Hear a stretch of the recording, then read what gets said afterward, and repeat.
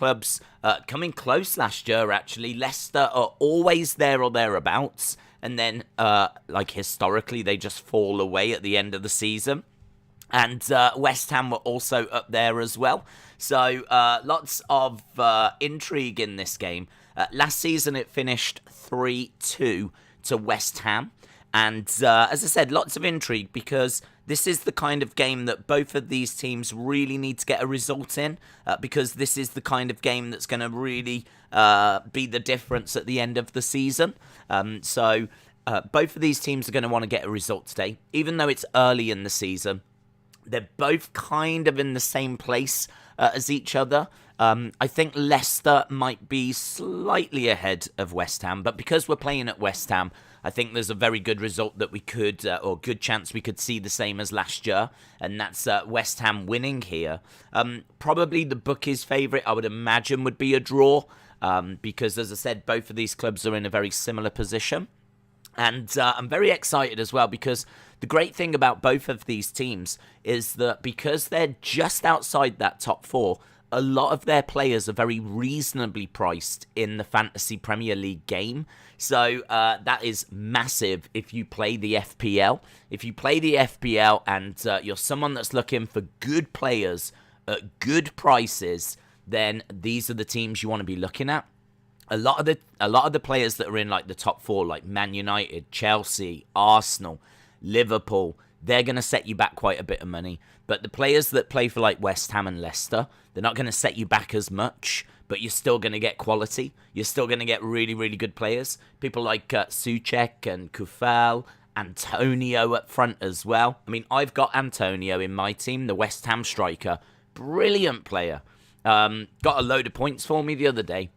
And I think he's about 7 million or something like this. Like, compared to, Lukaku, who's going to set you back at 11.5 million, or, those big players, those big clubs, you can get some real bargains. So I always like to keep an eye on Leicester, keep an eye on West Ham, see how they're doing, see who catches the eye, and, make moves accordingly. I would really be interested in bringing in some more Leicester players because I don't think I've got one, to be honest. So there's great potential. I know a lot of people have got Harvey Barnes in midfield, who's a great midfielder, always chipping in with assists and the odd goal. So he's definitely someone to keep an eye out for.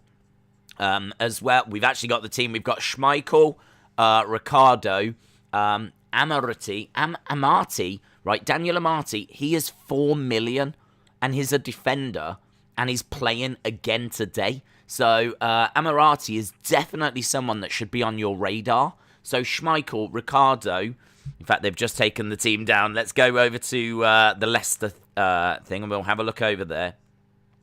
Hello to everyone in the chat as well. I'm not ignoring you. I will try and jump in and answer questions and whatever. But I do want to just have a look at the teams as they are coming through. So we've got Schmeichel, Ricardo, Amati, Soyuncu, Thomas, Ndidi, Tielemans, Perez, Maddison, Barnes, and Vardy. So for me, if you want to get a Leicester player or Leicester players into your team, then you want to be looking at the likes of Amati, Soyuncu, Tielemans, Perez, Maddison, Barnes. You might want to splash the cash and just go and get Vardy, who is a fantastic player. He will get you goals, but I think he's about 10 million. Like, of all the players we're going to talk about, Vardy's the one that's going to set you back, like, a lot of money. But Amati, Soyuncu, I don't know how long Amati's going to be in the team for. I'm sure Leicester fans will be able to fill us in on that. But I know he's played, I think, the last 2 games. He's playing today. He's 4 million. Like, he is an absolute steal. Perez, Maddison, Barnes, they are all in the Leicester team. Let's jump over and have a look at West Ham. So if we have a look at West Ham and see who's starting for West Ham, and then we can have a look at some of the bargains over there. West Ham have got Fabianski in goal, Coufal, Dawson, Ogbonna, Cresswell, brilliant player, Rice, Soucek, Bowen, Benrahma, Fornals, and Antonio. So Antonio is going to get you goals. I think it's about 6.57, maybe 7.5. It's around that ballpark. He's not like 10, 11, 12. Antonio, a great player. Soucek, loads of people have got him in their side. Brilliant budget midfield option. Cresswell is a fullback that's going to get you goals. He's going to get you a lot of assists. He's going to get, the occasional clean sheet, but he gets a lot of attacking returns. So Cresswell. Coufal as well is worth getting. So there's a few options there from the West Ham side. So, yeah, I'm actually really excited for this game. It might not be like your Man United, your Liverpool, or those kind of names. But these are the teams that if you play Fantasy Premier League, these are the teams you want to be watching because they're just outside that top four. They're really good at just filling out your squads. They're not going to break the bank. There's a few bargains in there. And these two teams are going to do well. Neither of these sides are going to be battling relegation. I don't expect either of these two sides to be down in the second half of the table. I expect them to be in the top part of the table. And, I'm excited to see how this game goes. I'm even debating whether to play my wild card. Just because I've got a pretty good side. I'm not upset with anything. But at this stage, even after 2 weeks, you just see potential everywhere. You just look and you're like, I could get that person. It's not that I've got a bad side. It's just that there's so much potential. There's so much that I want to tweak and change and things that I could do. And I'm excited. I'm loving it this year. The Fantasy Premier League's really, really cool. So loads of players here for us to take a look at. Nice little game tonight, evenly poised. As I said, I'm expecting this to result in maybe a draw. I'm certainly expecting goals. I'm hoping Antonio is going to be amongst those goals because I've got him in my side. And I'm looking forward to the game and looking forward to the action. Let's try and jump into... here we go, Retribution. I was hoping you would join us. Massive Leicester fan. Retribution, tell us what's your thoughts? You played your wild card yesterday. Is Amarati worth getting up? Is he worth bringing in? 4 million. Is that someone that I should be looking at? Let me know because he's very, very much on my radar. And actually, if we go over to transfers, we can have a look at who's getting the most points at the moment for Leicester. So Pereira in defence has got 12 points. Amarati has got 6. So they've only played one game. So 6 points because Leicester kept a clean sheet in their last game, and now he's playing again today. He's in the starting lineup today. So Amarati is someone that's very much on my radar as someone that's starting at the moment.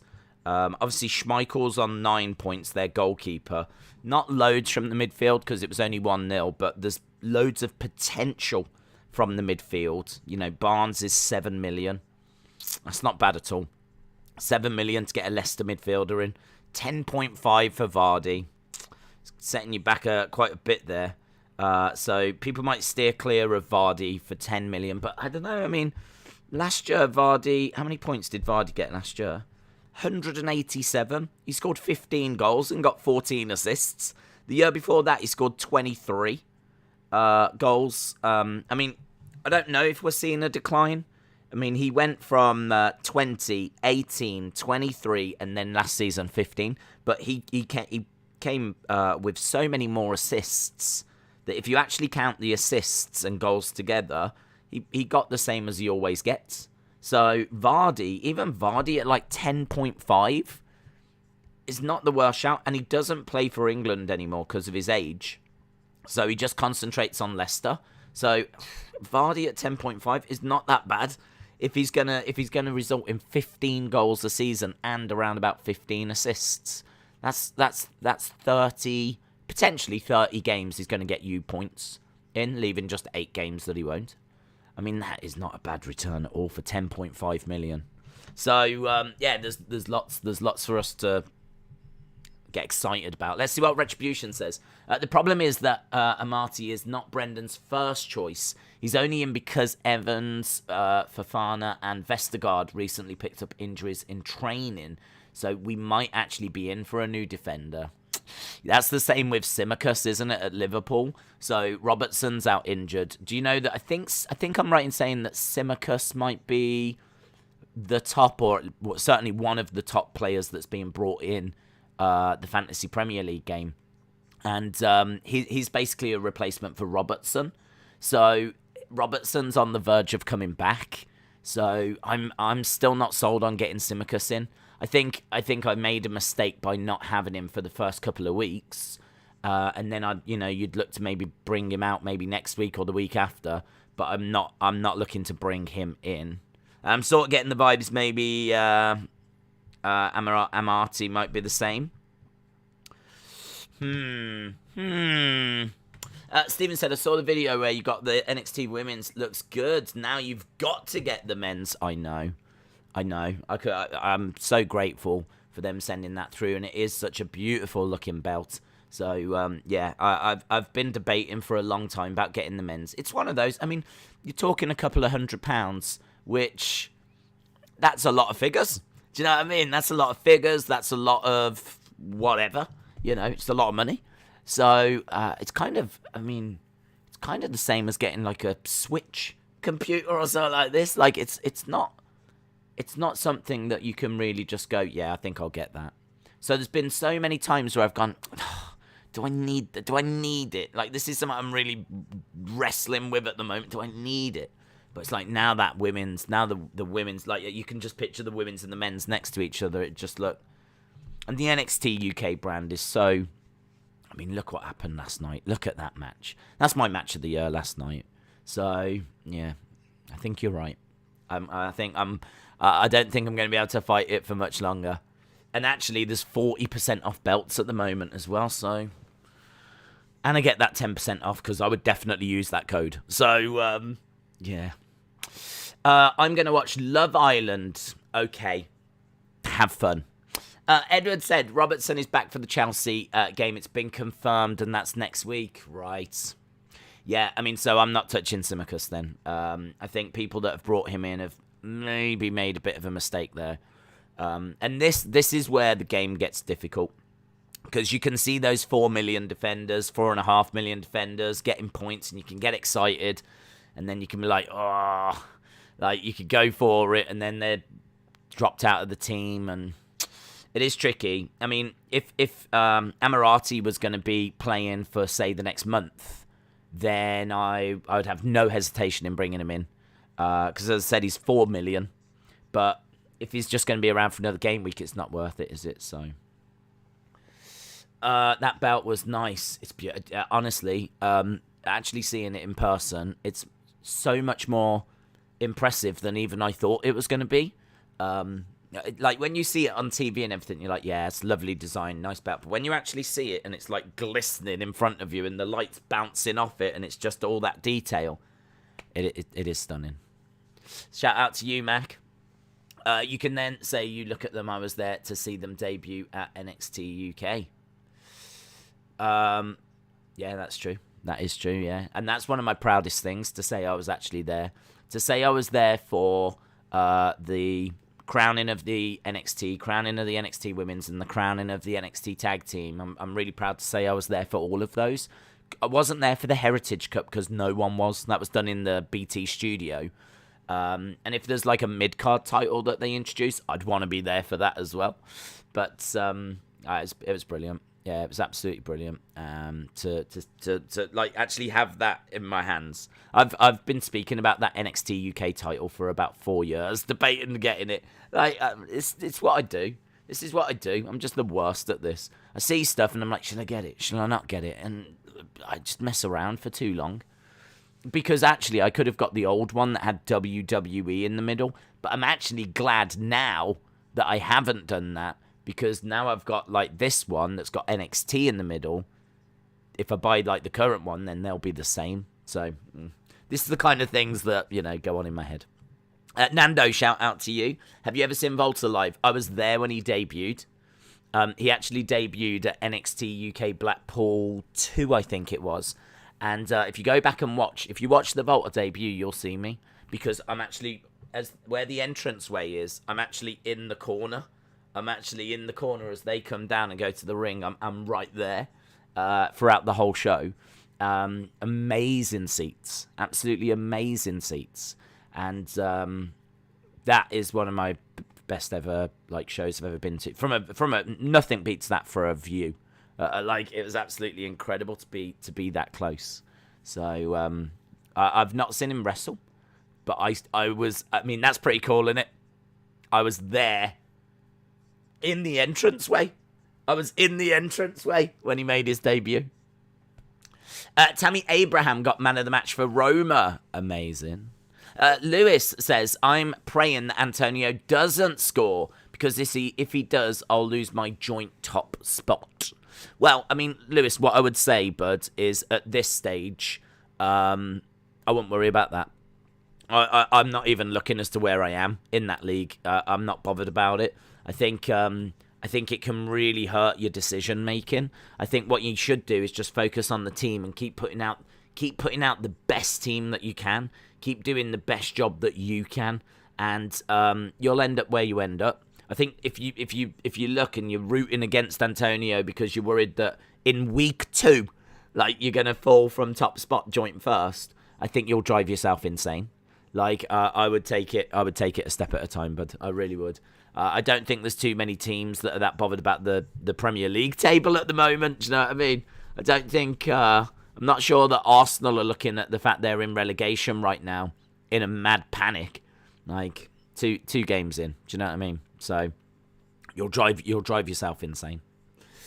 Michael Oliver is the referee tonight, says Daz. Primo said, do you think the NXT UK tag titles are the best looking titles WWE has made, and are there replicas? I believe there are replicas. Do I think they're the best tag titles ever made? I don't think so. I mean, I must admit, I do. I've got a soft spot, of course, for the original ones from the 90s, because that's what I remember seeing. I really hate the ones on the main roster at the moment. The NXT tag titles are pretty cool, but the NXT UK ones are nice as well. I mean, it's really difficult. I mean, they probably are in the conversation, but because the main roster ones at the moment are awful. I hate them. But the NXT UK one, I like all of their belts. I like all of the NXT UK belts. They are nice, and I believe they do replicas. Movie Lover said, Days should have a belt for the best there is, the best there was, the best there ever will be. Days, do you, Ilya Dragunov, will move to America to replace Cole? I don't think so, because he's the NXT UK champion, so kind of suggests he's got to be around in and around the UK. I think they could use him more on NXT as well and kind of have him bounce between the two, and then eventually he'll lose the title and then maybe move to NXT. I think what excites me more is what does Volta do? What's Volta going to do? Because he doesn't have the belt. Is he now... He's done everything he needs to do in NXT UK. So is he going to NXT? Are they going to convince him that he will work a reduced schedule on the main roster? I mean, he's too good to let go. Brock, I don't think really enjoys traveling around and doing everything, but they make it work for Brock. And, it's a bit wild to say, wow, could Volta work a reduced schedule and do a Brock kind of a thing? Because who's Volta? Do you know what I mean? He's not even been in NXT all that much. So why are we bending over backwards for him? Well, if you watched the match last night and you've watched other Volta matches, you'll know why we're bending over backwards for him. He is special. And if we have to treat him as special as a result, then fine. So I would love for there to be any way that we could get Volta in and around that main roster. And even if we have to just use him sparingly. I like the idea of, someone in trouble and they get Volta as, their hitman, their backup. They need some support. Who better than to pick up the phone and get him? Or you get Imperium, or Imperium just have a little story where for the summer they just dominate the roster. They do a bit of a Shield where they just dominate I don't know. There's loads of stories that you could tell. But is he just really going to stay in NXT UK without the belt now? Maybe. I don't know. Maybe he will. Maybe that's what he wants. But it's going to be interesting. You know, they will sit down and go, what do you want to do? What next for you? And we'll see where it leads. And I think whatever he says, we need to find a way of making it work. Because we need this to work. Right, I really want to catch up with some of these comments. Retribution said, my team is playing. I'm excited. Please pray for us to win. Daniel said, did you see Cornette talk about Punk's debut? I saw the video recommended. So I listened to it last night and he was full of praise. Which, how can you not be? I thought it was fantastic. Days is like a kid in a candy store. Indeed. Days, did you end up buying the NXT UK Championship? I haven't bought it yet. Because I'm still trying to figure out if I've got the money to do it. Because we are still talking £200 odd. But I'm pretty close. I've for 7 years since it debuted. I mean, it's even got to the point where someone made me a cardboard version of it because I've been thinking and debating getting it. Art by Icewee, right? Really great YouTube channel. A really, really cool person. Did a little video. You might have even seen it. It's an old video now. But she actually made this. I mean, how amazing. Look at the detail on that. She made it and then posted it to me.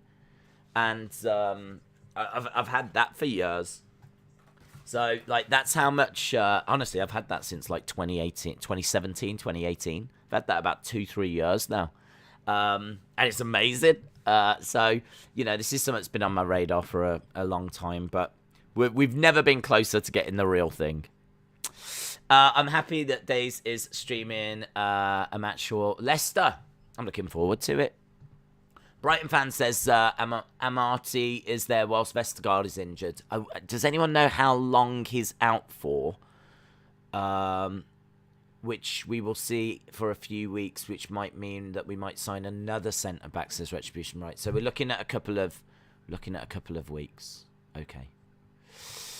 I don't really like football or soccer, but since Days is talking, I'm going to be here. No worries, movie lover. Everyone's welcome. The thumbnail is wrong, is it? Why is the thumbnail wrong? How is the thumbnail wrong? Not what I've got. I've got West Ham Leicester. That's strange. Looks like one of those weird YouTube things. That's a bit weird. I don't know. People saying the thumbnail's wrong, but not what I can see. So I don't know if that's a little glitch. Right, let's go down. Days, did you go? Oh, okay, answered that one. Saw that. Okay, this is good. Just the way you talk, and you're good, and that's great. Movie lover, shout out to you. Vardy retired from international football, not because of his age, but because he wasn't getting played by Southgate. I mean, he definitely would have took him to the Euros, I'm sure. I mean, there's been times where I've seen calls for, you know, I think they didn't even have conversation about him coming back. I thought it was that he wanted to focus on, maybe he spun it that way. Maybe what I saw was him basically, the comment was, I want to dedicate myself to, but the real truth is that he wasn't getting picked. But, I mean, there's been calls for him many, many times to get him back into that England team. Don't know if he'll do it. Interesting. Do you think if Goldberg went to SmackDown, he would beat Roman and Brock? No. I don't know. I think they're pretty much, well, I say done with Goldberg, but I don't think they are, because it certainly seems like they're going to do something with his son now, which is just a bit, not feeling it. My Wi-Fi cut out. I was saying Vardy retired, not because of his age, because he wasn't getting played by Southgate. Yep. Where's the toy hunts? A little bit tricky, just because the shops have been closed. They have been open now for a couple of months, but we've had the Euros, we've had the Olympics, we've started the Premier League streams. So, like, trying to shoehorn in, go into the shops and do a toy hunt is just not been possible. But they will return, or we will get one done. The last one was in January, which is, like, forever ago. Okay, I think we're pretty much caught up, actually, looking at this. Well, I say caught up. I would have gone to the match tonight if I wasn't unwell, but I will enjoy the game from home, says Retribution. Look at Twitter, says Cade Boy. What's happening? Cade Boy, let us know what's going down in Twitter town. Have you heard of Slice Wrestling? I haven't. I've seen they've been right in the past, but they have said Adam Cole is all elite and he's signed to AEW after finishing his contract. I have heard of them, and there was another account that was taking the mick out of them that called themselves Sliced Wrestling. And I'm a bit like, I'm not sure how trustworthy they are, to be honest. I mean, what I would say with the Adam Cole thing, there's a lot of noise. You know. I think the Young Bucks have put like a video to a seance in their bio. Like, they're basically like conjuring up a spirit from the past. Now, that could be anyone, couldn't it? But it does heavily hint at Adam Cole, because he used to be in Being the Elite, and then he went away, and it's as if they're trying to bring him back. But don't forget, the Bucks can be doing that to just get a bit of buzz. Do you know what I mean? Just get a little bit of hype. Don't remember when Impact showed that video that had all the released WWE stars in, like Samoa Joe, and everyone was like, "Oh, Samoa Joe's going back to Impact." Never did. Like, you get a lot of these teasers as well. I mean, I will say there's lots of things, you know, that have got people talking. I've seen a lot of people saying they'll be more surprised if he doesn't go to AEW. My answer is I don't know, because it all depends what Vince has said. I think if Vince turned around to him and said, "Look, I'm going to give you X amount of money, and it's in a brilliant contract. I'm going to build you up as the next big WrestleMania main event, or I want to put the title on you. I see you as being like the next Shawn Michaels. I see you as being the next kind of big, smaller guy. Yeah, like the next Daniel Bryan. Not going to say that you're going to get us over. I'm not going to say that everyone's going to be doing yes chants and all this kind of stuff, but I want to position you there. That's what I see for your future." That's a hard thing to walk away from. Like, if Vince is going to put the machine, like the whole company, like the whole marketing and everything behind Adam Cole, he'd be a fool to walk away from that. Because, you know, it seems like the CM Punk debut is going to have done 1.1, 1.2. And that's, I mean, what's going to be bigger than the CM Punk return to wrestling? And if it is a 1.1, 1.2, you know, Raw, that everyone said is a bad show, consistently churns out 1.8. SmackDown does over 2 million. Like, it's just, WWE is obviously a bigger company, a much bigger company. And if Adam Cole, like, walking away from that, because he can always go to AEW. I've said this before. He doesn't have to go now. He can always go. He could sign a contract for like 2-3 years, do whatever they want to do, see how it goes. And then if he's not feeling it, AEW's door will always be open, and he'll be a bigger star.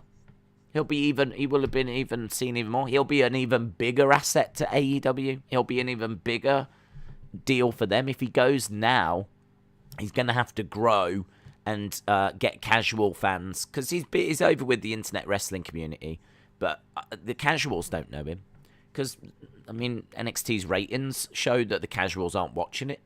So for me, if I'm Adam Cole, I'm looking at what's on the table, and without knowing what's on the table, I can't comment. I don't know, but signs definitely seem to be pointing that he could be going to AEW.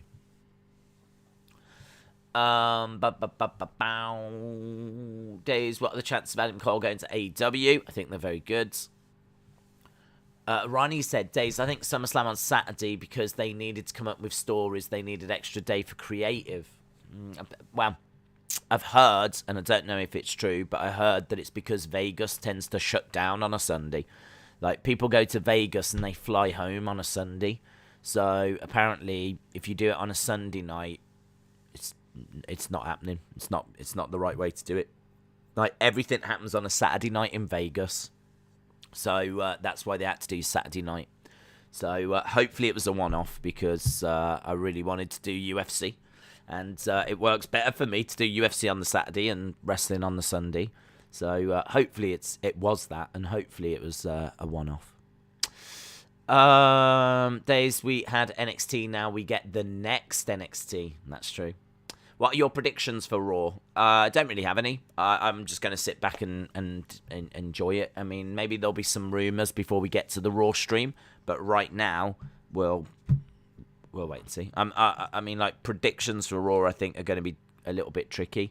I mean, I predict that Goldberg is still going to be around because of what happened to his son. He ain't going to just walk away after that. I predict that Bobby Lashley's going to get in trouble, maybe suspended, fined. There'll be some sort of authority thing. Adam Pearce will probably get involved.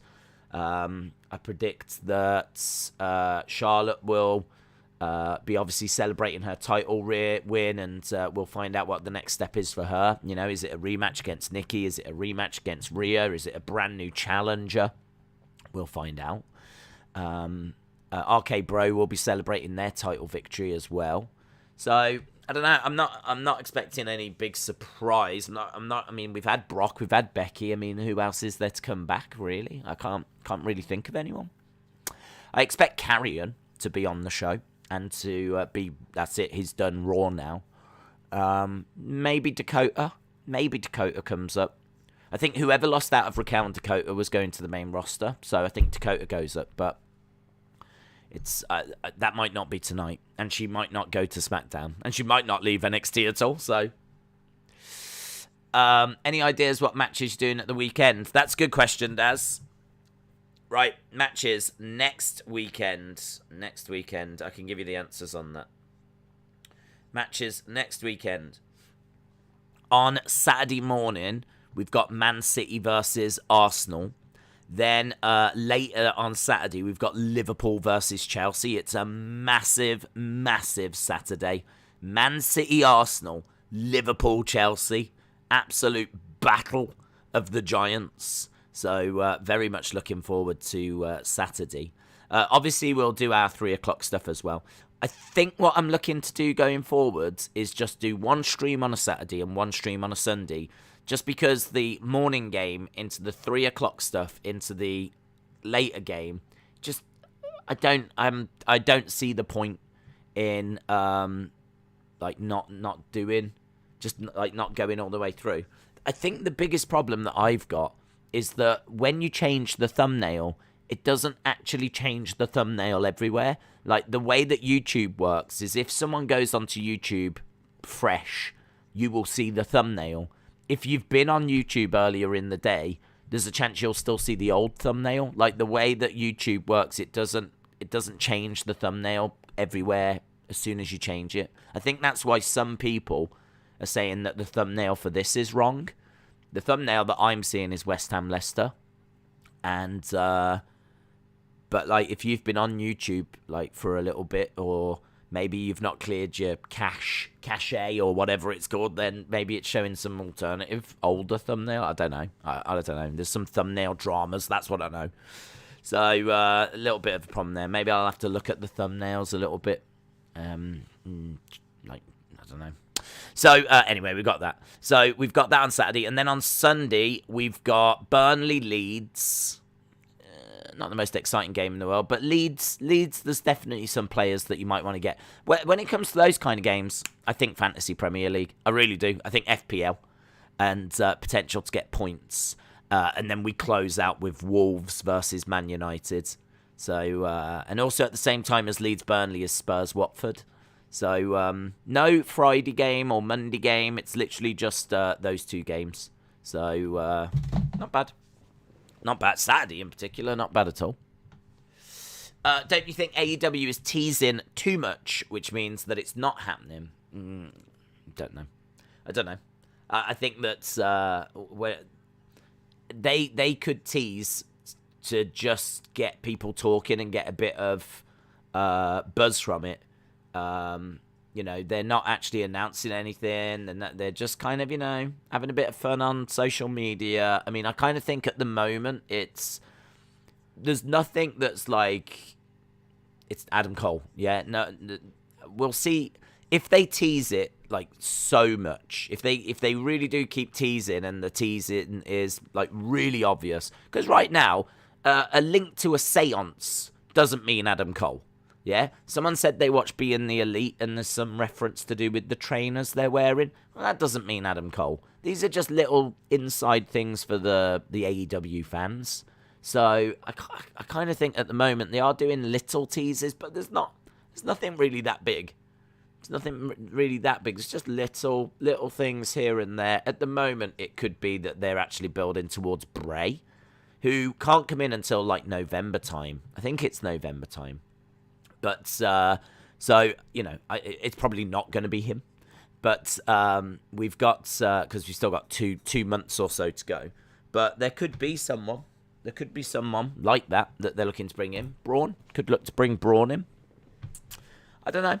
I don't want to say that they're teasing so much that it's not going to be him, because now we're just getting to some weird psychology, aren't we? Do you know what I mean? Now it's like, oh. And now we're having to think of how much teasing are they doing? What's the right amount of teasing? Like, I don't know. That would fry my brain to think about that. I just think at the moment, I'm not sure. I think if the deal is good, that he should stay with WWE. If the deal is good, I know there's more important things than money, but if he gets told, we'll do what you want. We'll give you that main event run. We'll treat you like Roman. You won't do the dripstick stupid stuff. You know, you'll be doing the stuff that, you know, is what Roman's doing and what like Cena's doing. You know, you'll be in that kind of credible storyline. We know that you're a wrestler. We know that you've got a passion for that side of it, and we've got a need for that as well. You know, it's not all dolls and dripsticks and throwing tomatoes and all this kind of stuff. Like they do have a side that, you know, they have Cesaro. They have a side that it does concentrate on in-ring stuff as well. So it depends what's being said and what's on the table. So I don't know. We'll see. It's the talk of the town at the moment as to what he's going to do, and he's definitely done with NXT. He hasn't signed a contract extension. So we'll see. We'll see where he goes. But the teases are definitely there from AEW, and I'd say that more likely for me he'll go to AEW. I think right now I'm thinking more likely he's going to go there. What's next for Alexa? I'm not sure. I mean, I don't think they're interested in doing the spooky stuff, because if they were going to do the spooky stuff, the doll would have done some at SummerSlam. So I don't think they're looking at spooky stuff anymore. I think you might still get the occasional wink, sit up, lights out, something like that. But, I mean, her doing, like, black goo dripping from Randy Orton's mouth, or the doll appearing backstage. Like, I don't know that they're looking for that anymore. You know, the doll was, like, in the mirror, not in the mirror, all that kind of stuff. Don't know. I mean, it was a bit of a surprise they didn't do anything. It was a welcome surprise, but it was a bit of a surprise they didn't do anything at SummerSlam. It feels like they have dialed back on it a bit, and there's even rumours that if the doll and her merch didn't do well, they might just axe the gimmick altogether. So it sort of feels that there's concerns about it. It sort of feels like there's some question marks about it. It's not like they're pushing forward because everyone's loving it. There's conversations and reports that if it doesn't do well over SummerSlam, we will go a different direction. So that suggests to me there's some concerns there. So we'll see what's next for Alexa. Might find out tonight. Ricky Loves Wrestling, shout out to you. Days, let's not rule out Cole tonight or Friday, says Anthony. Well, that's true. CCSYT said Adam Cole is the only person they have killed when they took them out of the Elite on Being the Elite. Who else could the seance be? And then Britt retweeted it. Well, I mean, the seance could be for a new character. It could. I mean, you are right. You look at it and you go, look, that's Adam Cole, right? It's Adam Cole, but it doesn't have to be. Like, the way that they've gone about it is that it could be, I keep saying Bray, but I mean, Bray's so far in the future. But if it was Bray, if they were conjuring up some, like, dark spirit, then, you know, if they were to bring Bray in, that would also make sense. Like, they could be introducing a new, darker character. So, you know, it might, the seance is open. Do you know what I mean? It's quite open. It could be a few people. Is it most likely Adam Cole? Yes. Yes, it is most likely Adam Cole. But the other thing as well is, could it be that they're putting it out there because it's their way of saying, we want him. We're going to hold a seance to see if we can get him and get people talking about AEW, even though there's no agreement in place. That could be happening. It could be that they're putting that out there, like trying to conjure him, saying, we want you, come to us, letting the fans know we want him, yeah? Let's try and raise him from the dead. But there still might not be an agreement. If he ends up signing with WWE, then, you know, you might hear from the Bucks on Talk Is Jericho. We tried. We were in conversations, of course we tried. We know this is something the fans would love. But, yeah, we were in talks, but we just couldn't get it over the line. But, you know, that door is always open and blah, blah, blah, blah, blah. And it might end up going that way. So, I mean, I'm not sold that he's AEW 100%. No way. No way. Because there's too much, like, uncertainty in wrestling. There's too much twists and turns. And, you know, if Vince... I really think if Vince wants him, he could get him. If he puts down the right amount of money and gives him the right creative... I mean, Adam Cole's just been in NXT for how many years? Like, if it's going to be a case that you go to the main roster and we'll do something with you and AJ Styles and we'll get you around the title, like, I think he'd be a fool to leave at this stage, because he can always go to AEW, but it's going to be his decision, isn't it, at the end of the day? He might want to go for Britt. But we'll see. Did you hear PW Insider reported that Becky will be a top heel? While I think that is the right decision after what happened, it's going to be hard for people to boo Becky.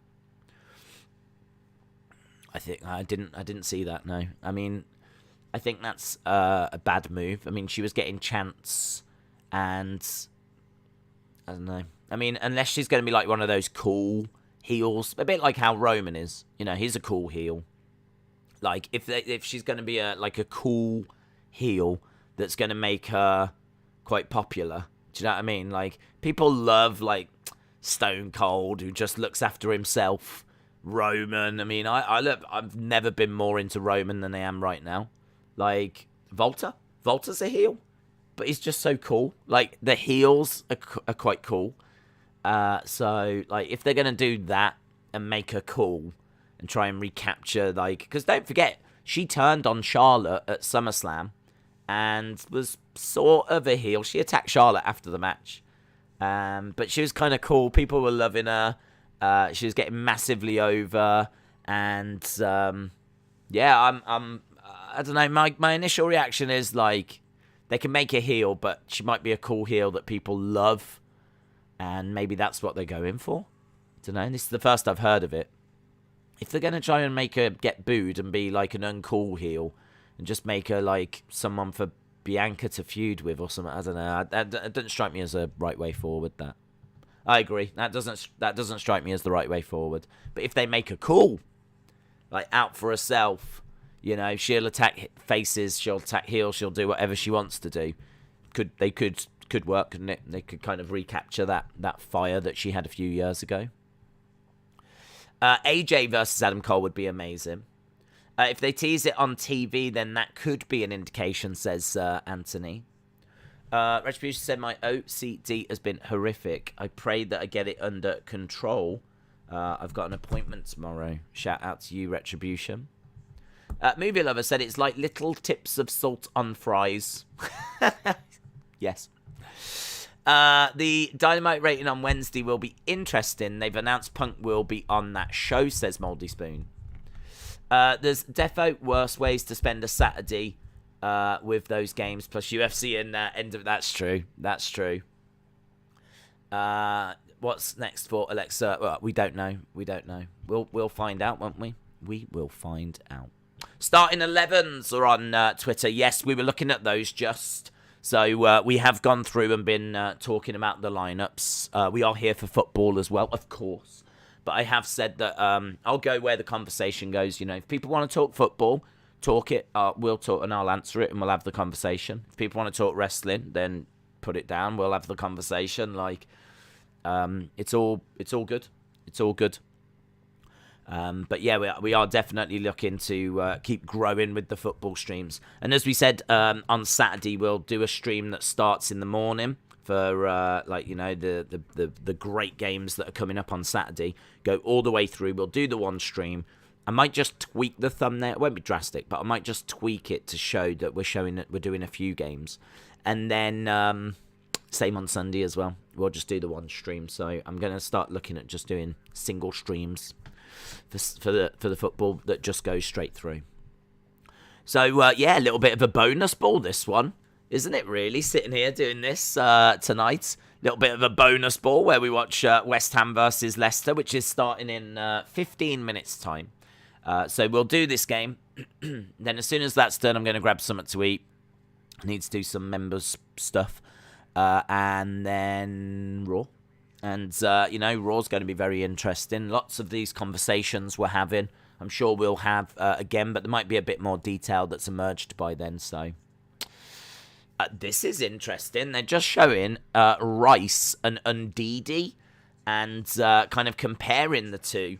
So on average, 3.7 tackles and interceptions by Rice, 6.5 by Ndidi.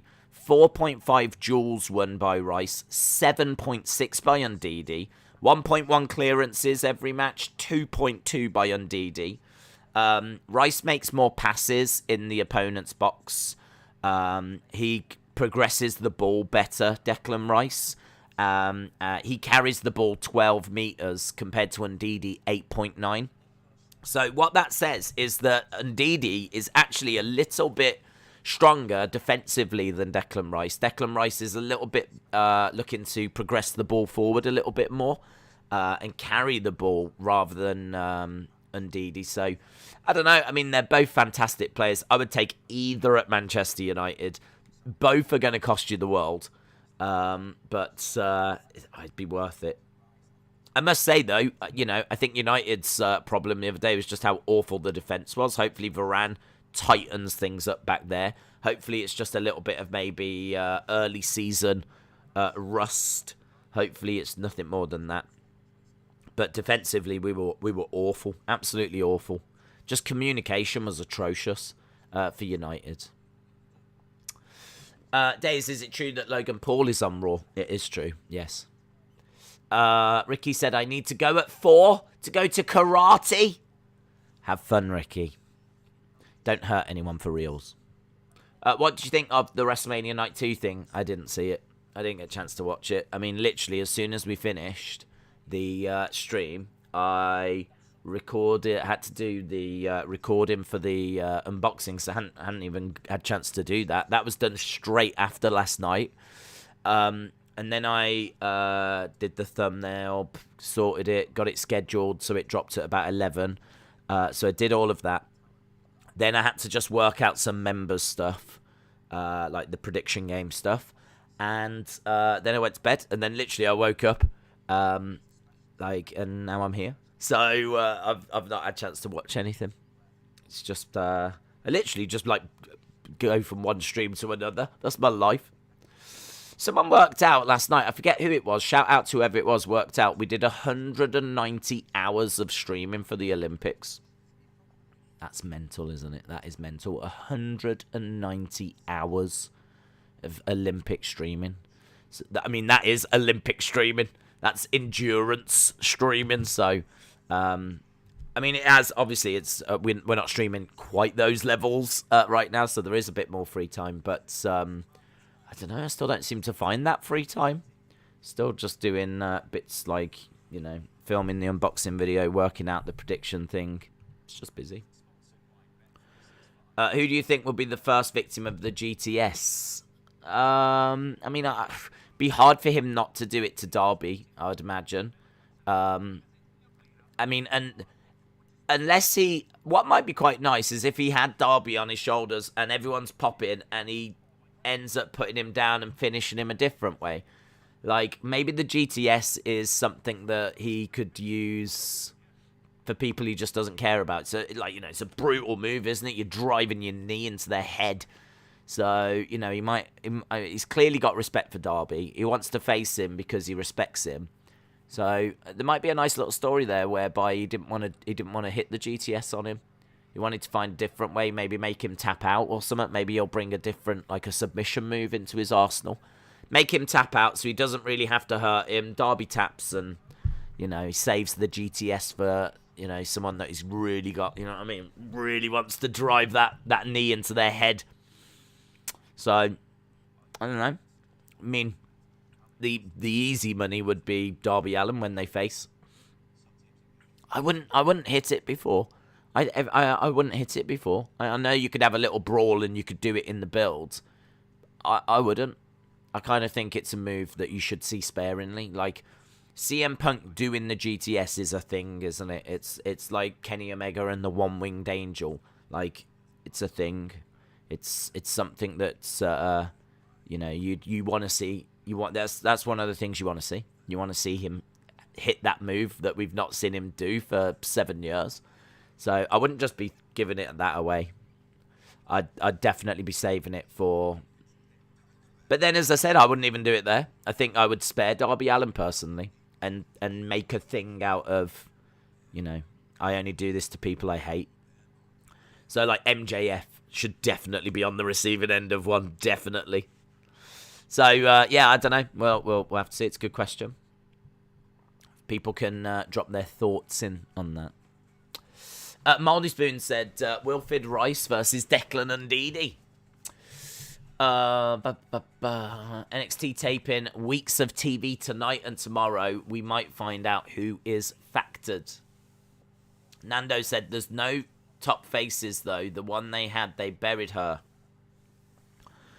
Yeah, there's a lot of people angry about that. Becky being a heel is stupid, but he is correct. PW Insiders and others are reporting she'll be the top heel on SmackDown. You see, if she's the top heel and you've got a load of faces trying to battle her, that suggests to me that she is not going to be a cool heel. Like, that suggests to me they're going to try and build up faces to take her on. If she's going to be the top heel, she's the one that everyone's trying to beat. So, I think I'd have her out on the side. I think I'd have her as the out for herself. I don't know. It's a difficult one.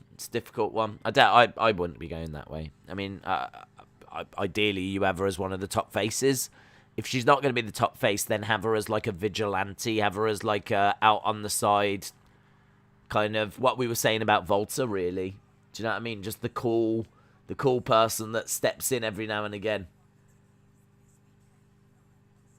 I wouldn't have her as the top heel. Yeah, I agree. I remember once me and my friends were going to Roadblock, the WWE pay-per-view in Toronto, and then when we, the security lady said something, everyone said, what? And then she said, if you don't stop, we will not let you in.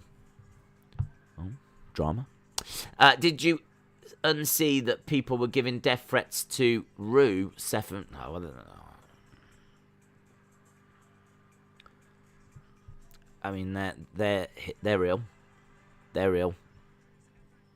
They're not people that we should be talking about, really. They're people that, like, seriously need to get help. Seriously need to get help. Soucek getting some award. I don't know what that is. Was that like Player of the Season award for last season or something? Don't know. They just showed Soucek, brilliant midfielder. How much does he cost, actually? Let's have a look.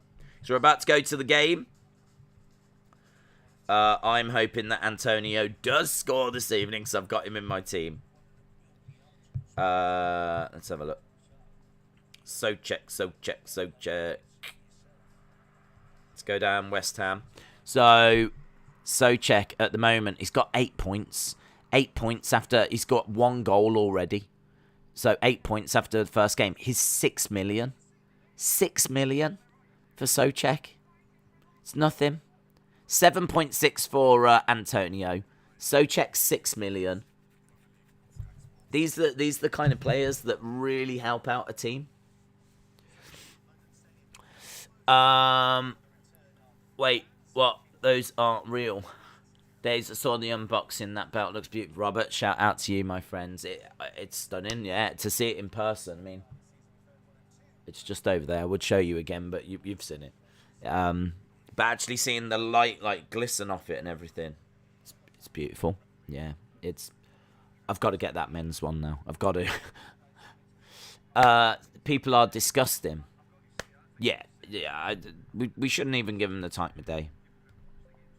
I mean, if you see stuff like that, I wouldn't even engage with them, to be honest. I wouldn't talk to them. I mean, you're not going to reason with people like that. I would just report them.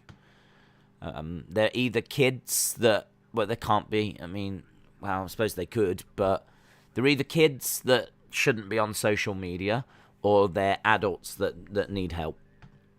You know? I know, like, we weren't being rude, we were joking, but she took it for real. Anthony said, Extreme Rules is a continuation of SummerSlam matches. Right. James Chadwick said that Women's UK title is stunning. I managed to get the men's one.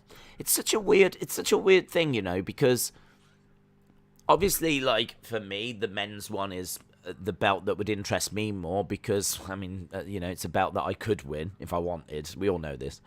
But obviously, I'm not going to win the women's one. So as a result, I've never thought about getting the women's one.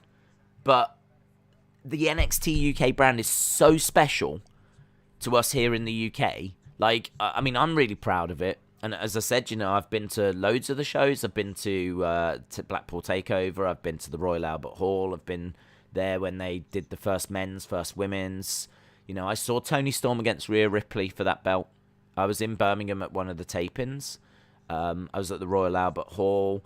The blah blah blah blah blah, right?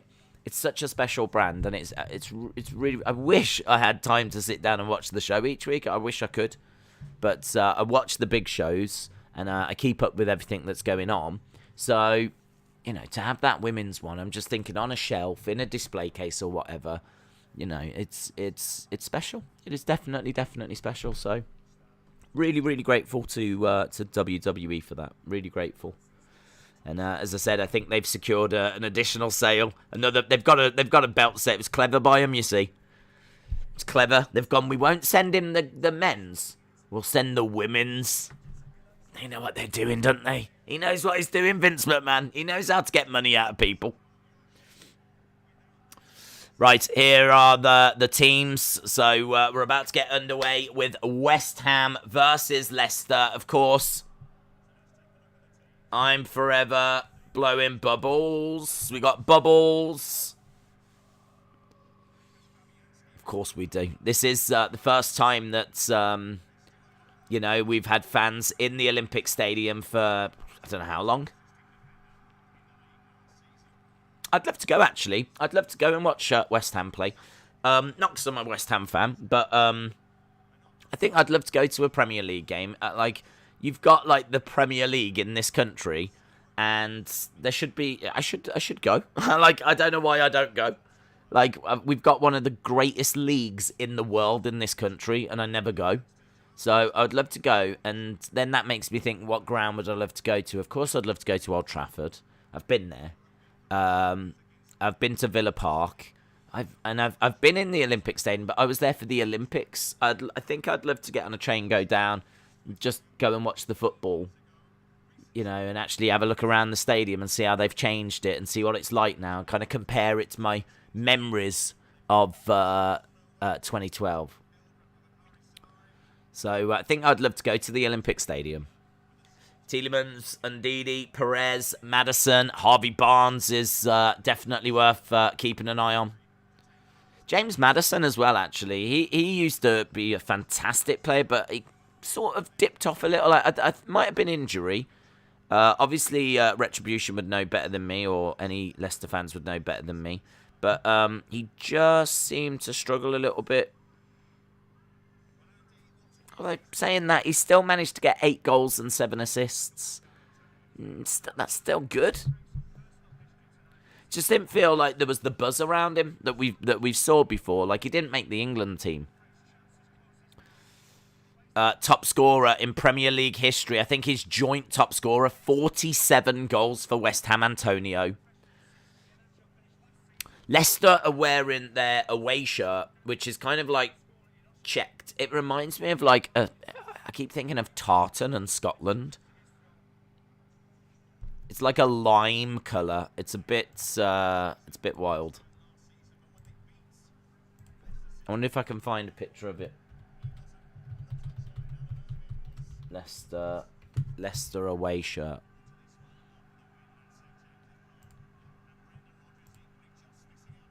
It looks all right. I'm not crazy about it. It's not a shirt that I like.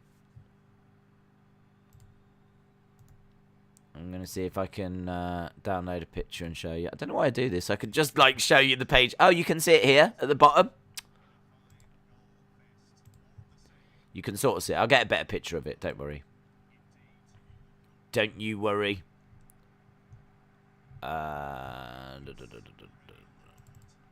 That's the Leicester shirt. Honestly, if you told me that was Scotland away, I'd be like, that makes sense. That makes sense. It's all right. I don't hate it. I don't hate it. There's definitely worse, and I'm looking at you, Tottenham. I'm looking at you, Tottenham. Right, they take the knee.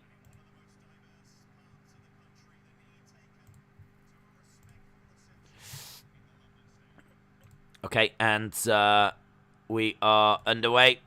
So here we go. Leicester versus West Ham. And as we said, a really interesting game. If you're not, like, into football and you're not, like, someone that's, like, in the know when it comes to, like, how the teams do, these two teams are going to be just outside the top 4. So we could be looking at number 5 and number 6. We could be looking at number 6, number 7 in the league, something like this. Like, if you get into the top 4, you get into the Champions League, and that is big money. Like, you play the best teams in Europe. You stay in the Premier League, but you also, in the week, play the big European teams as well. So getting in the top 4 is really important. These two teams are just always outside. Always. I think Leicester were 5th, and I think West Ham might have been 6th. So this game is really important. These are, as we said, two teams that are trying to get into that top 4. I don't know that they will. It's going to be very difficult. What with Liverpool, Man United, Man City and Chelsea, they feel like they're in a different league, really. Like, they feel like they are just that next level above. These are the teams that are just below, like Leicester and West Ham are really battling. So it's going to be very interesting to see how this game goes. I had a free £5 bet on Sky, so I've put on Vardy, Barnes and Antonio, and that would return £140. Harley said it'll be Rhea and Nikki versus... Oh, hello, here's Antonio. Trying to break forward, but no joy.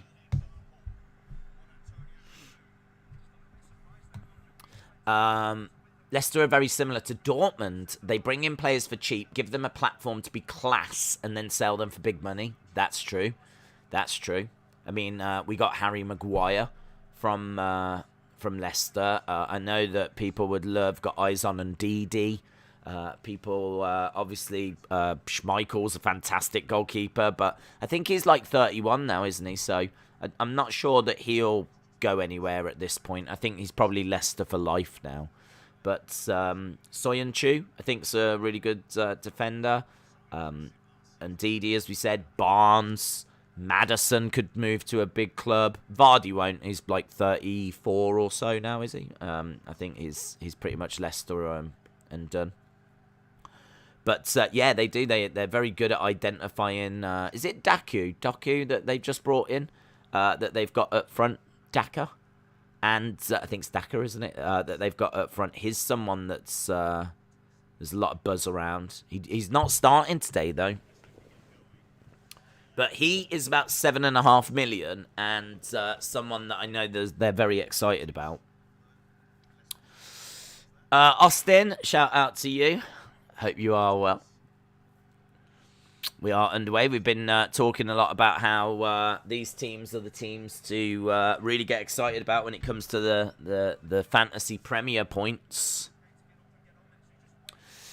Pereira is very underrated. Well, yeah. Yeah, I mean, obviously, you're going to know better than me, but he is someone that's got a lot of points in that first game. Daisy, are you looking forward to the Paralympic opening ceremony? I don't know what to do with that, to be honest. I mean, I feel like there could be some real interest in it. So, I don't know. I don't know when it's on. We could do that. We could do that. I have had a couple of people asking about the Paralympics. We won't do anything like we did for the Olympics. I mean, the interest, no disrespect, it's just not there. I don't think anyone in the world is going to tell you that the Paralympics are as big as the Olympics. But I'm definitely going to keep an eye on it. Team GB always do well in it. And I don't know, I was thinking about this the other day. Like, would it be good if they just mixed it with the Olympics rather than it having its own... But then, I suppose it's got its own needs, hasn't it? It's got its own, like... They might have to make, like, changes to... I don't know. I don't know if they have to, like install more ramps or... I don't know what they have to do. But I just kind of think, like, in this day and age, it might be cool to just mix them. Just mix them together. And have, like, the Olympics. And then, like, you're just watching the Olympics and it's like you've got more... It's just all in one. I feel sorry for the Paralympics because it just kind of comes a few weeks after and it's like... You've already had, like, the Olympics and the excitement of the Olympics and now you've got, like, the Paralympics and it's like... I don't know. I don't know if it'd be better to mix them together and then you're just watching, like... It's just the Olympics. But there's probably many reasons why that's not happening. And as we said, maybe the venues have to have a few little tweaks and changes to them to get them ready. Nice shot by West Ham. Edge of the area by, I think that was Benrahma that whipped it towards Schmeichel. But Schmeichel easily had that. Interested to see what happens with Brock, Roman and Heyman, says Wrestling XFR. Definitely. The Paralympic opening ceremony is tomorrow at 11:30. Is it really? That's not happening then. Because I've got to go out at, I think it's like 1. So, messed that up, haven't I? Well done, me. Well done, me. I love how SmackDown just casually stole Brock and Becky from Raw. Remember, Becky gave the Raw title to Asuka. But it's okay for Cena, Lesnar, Becky are offset by Logan Paul. Hayden said, I'm excited for the Paralympics. Good. Should be good. Should be really good.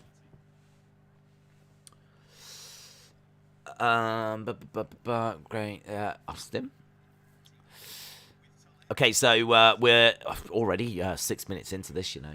Oh, by the way, obviously, we've got the Olympic Stadium just behind. That's where the Olympics were held.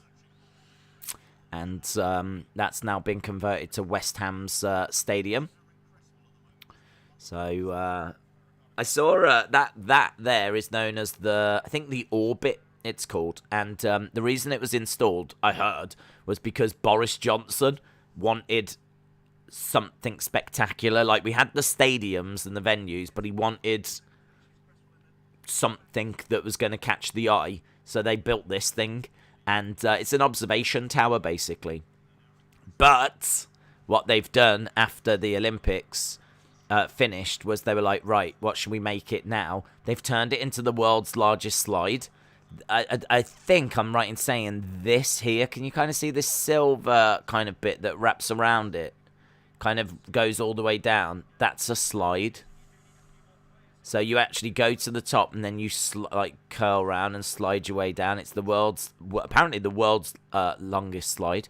And there's a video of Titus O'Neill going on it because of Titus World Slide. When they came to London, they actually went and put Titus on that. So Titus O'Neill has been down that slide. There's a video on WWE's YouTube channel. Because obviously there are quite a few of, I think Triple H is a West Ham fan. So I don't know that he's been to any games. But I know that he identifies as a West Ham fan. And I think he even did a little video pleading for Declan Rice to not leave West Ham last season, which I saw. When I say pleading, he wasn't like, you know, he was just trying to say, you know, this is where you belong kind of a thing. And Declan Rice is a fan of WWE. They keep showing, like, little clips of him with, like, holding the belts and everything. So I know Declan Rice is a WWE fan. He plays for West Ham. Triple H is a West Ham fan. So there's big connections here between West Ham and WWE. I need to see that video of Titus. Yeah, it's on their YouTube channel. I'm sure if you put Titus slide London, something like this, it'll bring it up. Daniel, shout out to you. Hope you are well. What do you think could happen on Friday? It's hard to say, isn't it, Birds? I mean, it's hard to say. I don't know. I expect Brock. I expect Roman. It's just going to be the fallout for SummerSlam. But if those reports are true, we're going to see a lot of rematches. Then it's probably largely going to be a continuation of what we've had. I don't think I see like any surprises. I think we've had them. In all fairness, I think now it's about telling the stories using the people we've got. And there could be some call-ups. I mean, honestly, tonight could be like the Raw after WrestleMania. It's sort of got that feel a little bit. It's sort of got that Raw after WrestleMania feel. Definitely think this is going to be one of the bigger viewed. I would be surprised if this does 1.8. I'd think this would probably push, you know, closer to 2 million tonight. Declan Rice in the 2022 Royal Rumble. That was funny. Titus slide in, and that's when WWE could pick up a botch. Good. The Titus World slide clip is non-existent for me. Let's have a look. Titus slides London. Here's Maddison.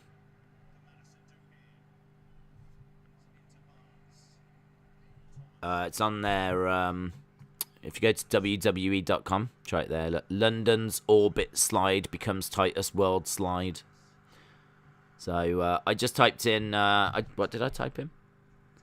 I typed in Titus slide London, and it's the top result that comes back. I would have thought they would have put that on. I thought I'd seen it on YouTube, but it must have been WWE.com. 11 minutes gone. Days, I just watched Titus doing that big slide, and he absolutely loved it. He did, yeah. I didn't expect this conversation, but yeah. Throw in by Leicester. No, I should get the stats, shouldn't I? What am I doing? Look at me. Rubbish. I'm a let down. Right, let's reset this. Leicester surging forward. Well, that's not gone well at all.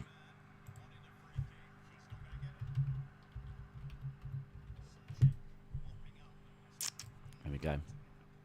So West Ham have got the ball in their defence at the moment. And they're all the way back in their own half. Leicester trying to drive them forward. Dispossessed. Here come... offside, is it? No, it looks like a foul on West Ham player. So, 12 minutes gone so far. We've got the live stats. And at the moment, looks like Leicester are absolutely dominating these stats. 71% possession. That's wild, isn't it? There we go. 71% possession. Video, it was awesome. I'm glad you enjoyed it, Edward. I'm glad you enjoyed it. Dolph Ziggler is an Arsenal fan. Alberto Del Rio and Apollo Crews are Chelsea fans. That's quite interesting. I actually don't know who everyone supports. That'd be interesting. Like, ball comes in, West Ham attacking, edge of the area. Blasts it over. That's poor. Declan Rice, that's poor. I didn't delight first. You mentioned I'm going to need to get into it. What happened right away? West Ham, is that the west side of a ham? Yes. What are your thoughts on CM Punk topping out at 1-3? 1-1 for the whole show. 1 point. If the CM Punk segment did 1.3, 1.3 to 1.5, I think is good. I think that's acceptable. I think anything less than 1.3 to me was poor. And the reason I say that is because regardless of the night, regardless of the channel, all of that kind of stuff, we know that Dynamite has done a 1.26 or something in the past. So we know that 1.3 is achievable for that channel. So, you know, CM Punk, I don't care the night, right? This has got to be the biggest thing they've done. It's certainly the biggest thing they've spent money on. So it's got to get this the rating. Like, people saying that, like, it'll be good if they get 1 million. Like, no, I never felt that's not right. That can't be right. I think 1.3 to 1.5 was good. 1.6 to 1.8 was exceptional. I thought they would do exceptional. I mean, there was so much buzz, so much hype. But, you know, if it's come through at 1.3 for the CM Punk segment, I wouldn't be down on that. I'd say that's good. And then, you know, if it tails off because it is late at night and, you know, the average comes out at 1.1, then so be it. But I think 1.3 for CM Punk, I think they'd take that. 1.3 to 1.5 was what I was looking at as good. 1.6 to 1.8 for exceptional. Antonio is making some good runs, says Retribution. Good player. Really good player. I got him in my side. 7.5 million. And I'm really looking at some of the other players here. I'm looking at Pereira. Here's Antonio surging forward. Takes a shot. Oh, goes wide. Great energy. Great. The crowd are really into this, as you can imagine. Antonio just surging forward. Yeah, definitely not looking to get him out of my team. I think he is he's such a big, powerful. I'd take him at United. There's a lot of players I'd take at United, but I'd take him at United. I don't even know how old he is. You know, how old is he? Let's have a look. Antonio.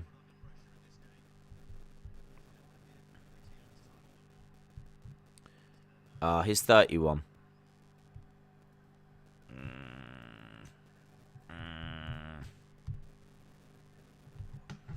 Give you 10 million for him. Nah, 31. I mean, you can't do anything with that. I didn't realise he was that age. I thought if he was like 26, then I know he's played for them for a long, long time though. Giving the ball away. I'm really into stocks, says CCSYT. Is there a 24/7 champ watching that game? It would be funny. Drew McIntyre is a Rangers fan. Seamus is Celtic and Liverpool. Cesaro is City. Batista, West Ham. Cena, Spurs. Oh, I didn't know this. I didn't know Cena was Spurs. Does Cena know that he's Spurs? Vardy's had 3 touches of the ball so far. West Ham are struggling a bit here. They've got Leicester in their penalty area. Already 17 minutes done. Stat it. I can't. Well, I can't hear, obviously.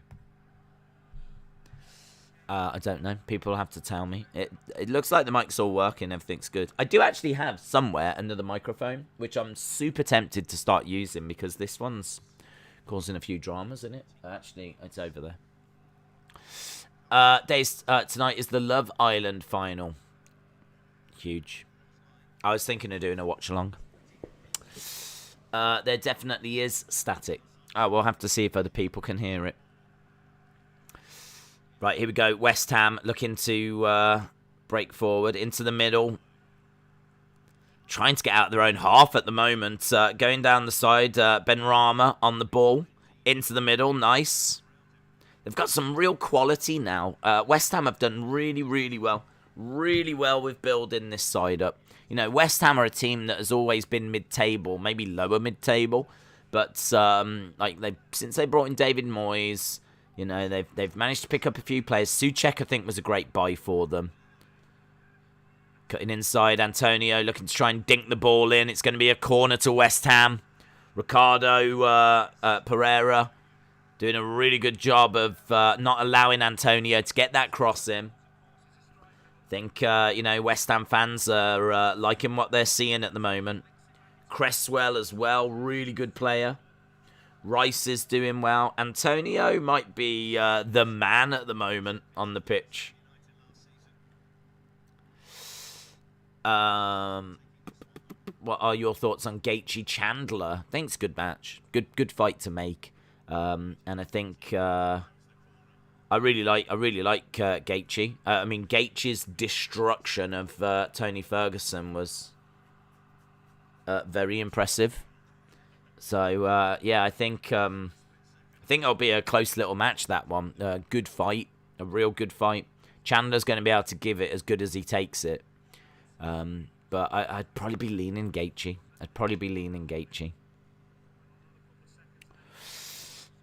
Days Corbin was posting videos in Vegas, and yesterday he turned a couple of dollars into 100, and now he's turned it into 1,300 off poker.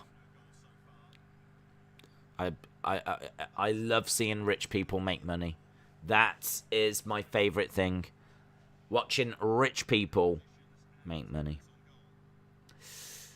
Vince used to own a part of Newcastle, apparently. Not sure he did. I heard rumours that they were looking at actually buying or investing or something, but I don't know that he did, unless he was part of some, company that did.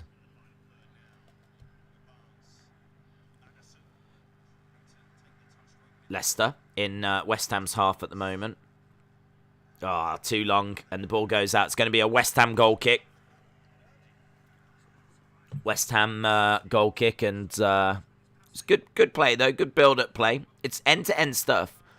At the moment, Leicester's still enjoying more of the possession, but West Ham creating the better chances. 3 shots, 1 on target by West Ham so far.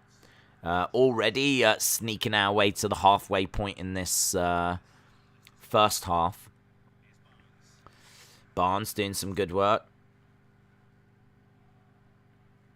Leicester on the ball in West Ham's half. It seems like West Ham are just quite happy for Leicester to have it. They're happy for them to have it, but it does great work by Ndidi. But they're not allowing them to really do anything with it. Nice ball though, through, played into the centre, straight into the hands of Fabianski. So that was all right. I think that was Perez that was trying to whip the ball in. Here's Ricardo. Great tackle by Ricardo on the ball. Pereira doing some good work into Tielemans.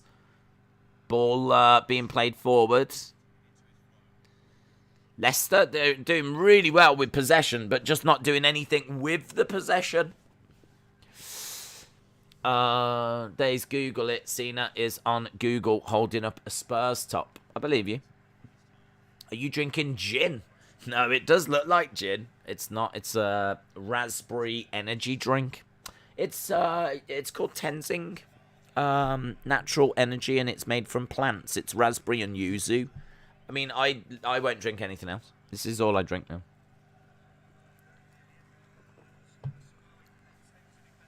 I have it coming out of my taps and everything. I don't think I've mentioned it before, but yeah, it's great. Tenzing, really good energy drink. It's not harsh, you see. You know, like energy drinks are a bit like acidy and they're quite harsh and they're like... This one, very nice. Raspberry, like a sparkling raspberry drink. That's what it tastes like. If anyone was ever wondering.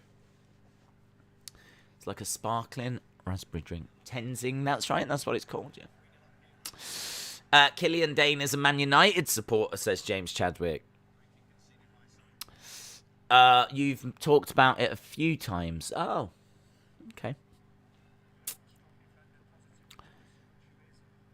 Here we go, ball going over to Cresswell. So West Ham still can't get out their own half. Ball into Declan Rice. Ogbonna trying to find a way forward, and they've managed to get into Leicester's half, but Leicester have got the ball. Although he boots it out of play, and Soyuncu trying to clear it. It means that West Ham are going to have a throw-in right up in Leicester's half. Ball comes in, round the penalty area, edge of the penalty area. So shot taken by, I think that was Soucek. Ball goes out. Benrahma. West Ham having a good little spell here. Ball into the centre. Out to Benrahma. Whipping it into the middle. Headed clear by Leicester. Leicester have got plenty of players back. They're trying to clear it, and they do. Goes to the halfway line. It's Vardy on the ball. He turns. West Ham have managed to regroup now, though. It's a real battling game, this. It's not a beautiful game. This isn't a game where you're getting loads of great chances and all this. This is like two teams really battling each other. There's lots of little battles all over the pitch. As we said, you know, Leicester enjoying much more of the ball, but not enjoying the chances. The better chances, or any chances. No shots on target, no shots at all. Ball gets played forward, cut out by Declan Rice. That's good work. Here's Antonio surging forward. Ball goes out though too. I think that's Benrahma who whips it into the middle. Oh, it's in! It's in. It's a goal for West Ham. It's a goal for West Ham, and it looks like it's Pablo Fornals. Wow, West Ham not getting the ball, but getting the chances. And there we go. Goal!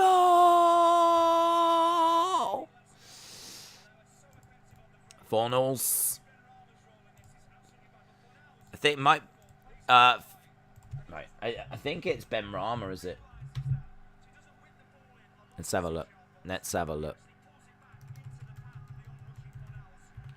So, Fornals gets the goal in the... Yeah. Benrahma. I tell you what. Benrahma. Fornals. I'm looking at all the... I'm looking at you all. I'm looking at you all. I'm thinking of the points. Yeah, Benrahma with another assist. Fornals with the goal. Antonio, Benrahma. They've still got Soucek as well. Oh. Oh. I was nervous about tonight. I was scared that we might lose, says Retribution. Bubbles in the air. The bubble machine's shooting them out now. There's wild celebration in the Olympic Stadium. Here comes West Ham again. Antonio trying to battle away. Good game now. Good game. You know, there's going to be goals in this. We said West Ham 3, Leicester 2 last year in this game. West Ham playing the ball forward. Cole is live on Twitch. Says he's got a tough decision to make, and he hasn't made one. Finn Balor and Bailey once watched Real Madrid, says Chelsea supporter. Fat Bappe said, I remember this channel. I remember putting hate comments up. Okay. Have we moved on from those now, or? I hope so. I hope so. Welcome back, Fat Bappe.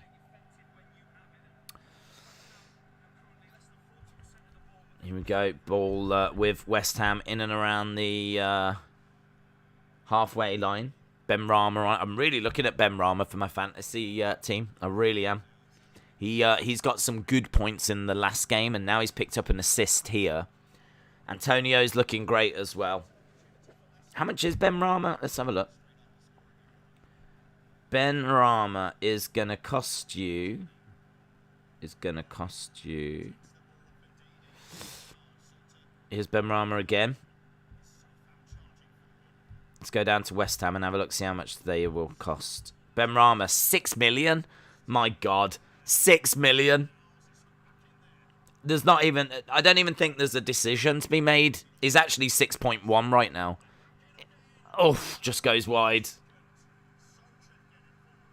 Soucek this time. I mean, Soucek's only going to cost you 6 million as well. I really think need to have a look, or I'm having a look at getting a West Ham midfielder in. I don't have one. I don't have Benrahma, Soucek. It could be. I wouldn't go Rice. He's too defensively minded, but I think 6'5", 6'1" at the moment. I was asking, did you have any merch? Well, this shirt. There is a shirt, but no, it's quite old now, and I haven't got anything else. Rumour has it United might sign Mbappe next year. Yeah, I did hear this. I mean, I'd love for that to be the case. I'm not expecting it to be the case. I think, it's one thing going in for him. It's another thing getting him. Haaland's available in January, apparently. His release clause activates in January. You can get him for 60-something million, 70 million. So, yeah, I don't know what's going to happen there. I know a load of clubs are going to go in for him. Perez, forward. Ricardo, Pereira, blasts it wide. That was poor. He was in a great position. He was right by the 6-yard box, and he ends up just skying it.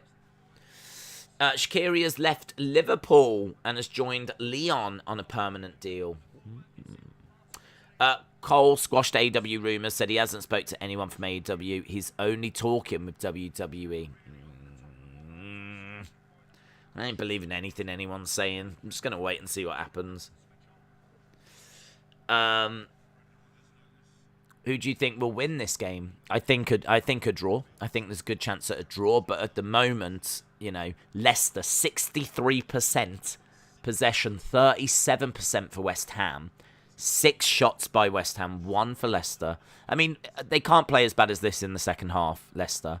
But it's not even that they're playing bad. They're getting plenty of the ball. They're just doing nothing with it. Schmeichel launching the ball forwards. Ogbonna, again, ball forward. Vardy trying to chase onto it. They're just playing really well, West Ham. Really well. They're allowing Leicester to have the ball, but also not allowing them to do anything with it. 107, that is good. And I'm watching right now. Days, when are you going to announce your OnlyFans? I'm not going to announce it. The people know it's there. And if they want to join, they can join. But, this is family-friendly content. So, if you know, then you know.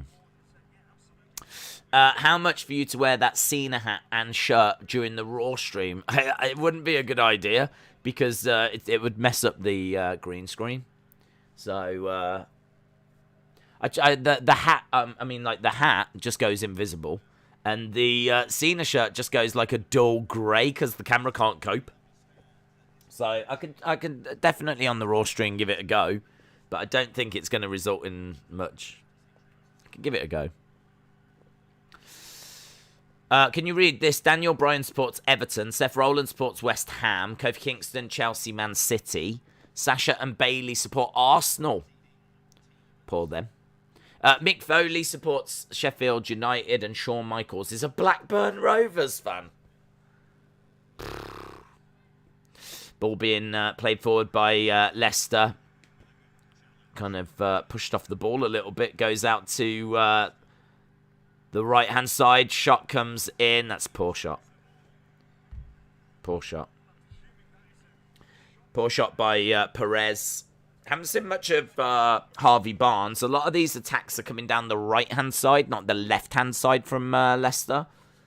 Not sure if they fancy this right-hand side a little bit more. But a lot of stuff coming down the right. I haven't even really seen James Maddison getting all that involved, to be honest. I want to see Daka on, says Joshua. Yeah, I'm quite interested in Daka. At one point, I had him in my team, 7.5 million. But cause I didn't know if he might partner Vardy. But it seems like they're just going with Vardy as a lone striker. But yeah, I'd like to see him. Yeah, he's got plenty of goals. I can't remember where you bought him from. But he's got a decent record. Let's have a look. Let's have a look at Daka. Daka is a Zambian football player. And, I mean, he played for Red Bull Salzburg. And he's played 82 games and he scored 54 goals. I mean, in all fairness, that's in the Austrian league. So, you know, how's he going to do in the Premier League? But over in Austria, he played 82 games for Red Bull Salzburg and scored 54 goals. And then he moved to Leicester. I don't know how much it was. 20-odd million, was it? How much did Leicester pay for Daka? 23 million. 23 million they paid. Right, we've got a corner for West Ham. Days and only fans with Linda. She won't do it. She won't do it. Oh! Header comes in but goes wide. Salzburg. Yes, you're right, Luca. You're right. Visit Birmingham sometime. It's been a while, actually. Yeah, it's been a while. Oh, did you see that Tom Cruise was in Birmingham? That's the headline today. The local news here. The main story is that Tom Cruise was filming Mission Impossible here in, I say here in Birmingham. I'm not too far from Birmingham. But was filming in Birmingham. And he went for a curry. And in a place that I've been to. I've been to the curry place that he went to. It's brilliant.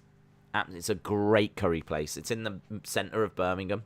It's a really, really great place. Tom Cruise apparently loved it so much. As soon as he had it, he ordered another one straight away. Which is really cool. That's great advertising for them, isn't it? Great advertising. And so they were like the main story on the local news. Tom Cruise had a curry in Birmingham and loved it. He loved it. Birmingham is known for curries, though. I mean, if you want a good curry, Birmingham is definitely a place that will satisfy that need.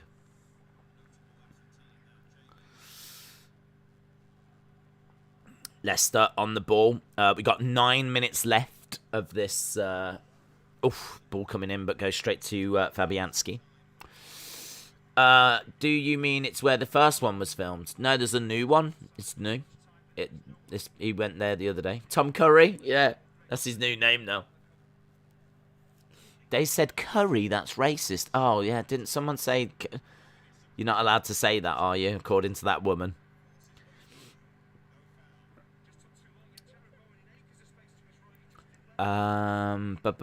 Good luck, Austin. I'm going to Birmingham next week. I will look for you, says Austin. I mean, I'm not there. And I'm definitely not there next week, then.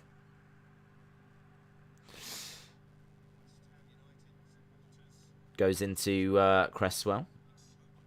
Ogbonna on the ball. Dawson. Ball played forward, bouncing around. Leicester get a hold of it, play it back to Schmeichel. Yeah, I'm so impressed with West Ham here. I really want to get that Benrahma into my side. Let me know if you find Days. Let you know. He won't find me. I can tell you now, Robert. He won't find me. Tom Cruise having a curry. That's the best British news I've heard all month. Yeah, Days. Even though Man United didn't win, there's always what, tomorrow? Even though Man United didn't win, there's always next time. Yes, Chelsea supporter. Yeah, bit disappointing, but not the end of the world, of course. But should have got a result. Days wants Bad Bunny to return. No. How is Rice doing, says Bunkers. He's doing well. Yeah, he's doing well. He's getting stuck in. He's breaking up the play. I mean, Leicester are seeing a lot of the play. We're almost coming towards the end of the first half. We're about 7 minutes away. And they've had 64% of the ball. So, he's doing a good job of kind of keeping them away from the penalty area. But, and he's getting, Perez trying to get the ball, and he stands on the ankle. This is nasty, actually. This is nasty. Perez has stood on the ankle. I don't know whose ankle it is. Referee's having a look here at the monitor. So basically the ball is down. He's running over. He goes to get the ball, and as he's putting his foot down, he actually stands on the ankle. The actual tackle looks horrible. It doesn't look good at all. It really doesn't look good. But it's going to be a red, innit? It's a red card. It's a red card. It's a red card to Perez. Drama.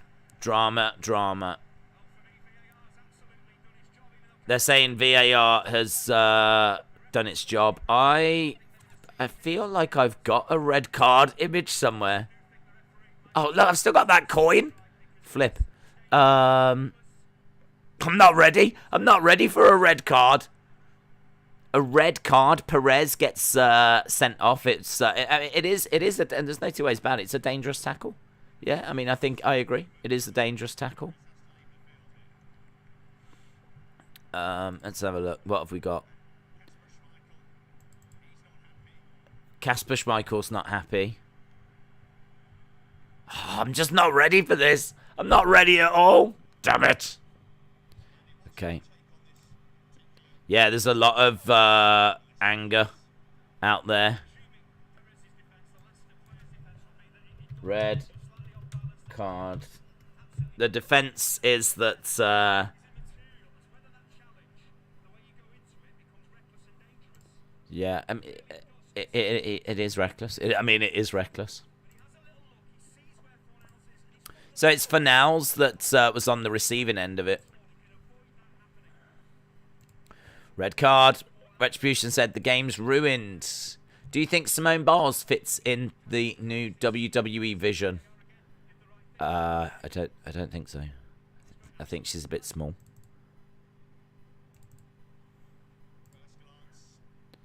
There it is. There it is.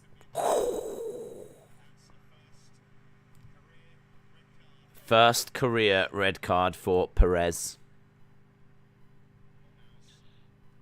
Right, so free kick to West Ham in their own half. Ball whipped in and goes out. This is a nightmare now for Leicester. Perez gets sent off. What is it, like the 40th minute?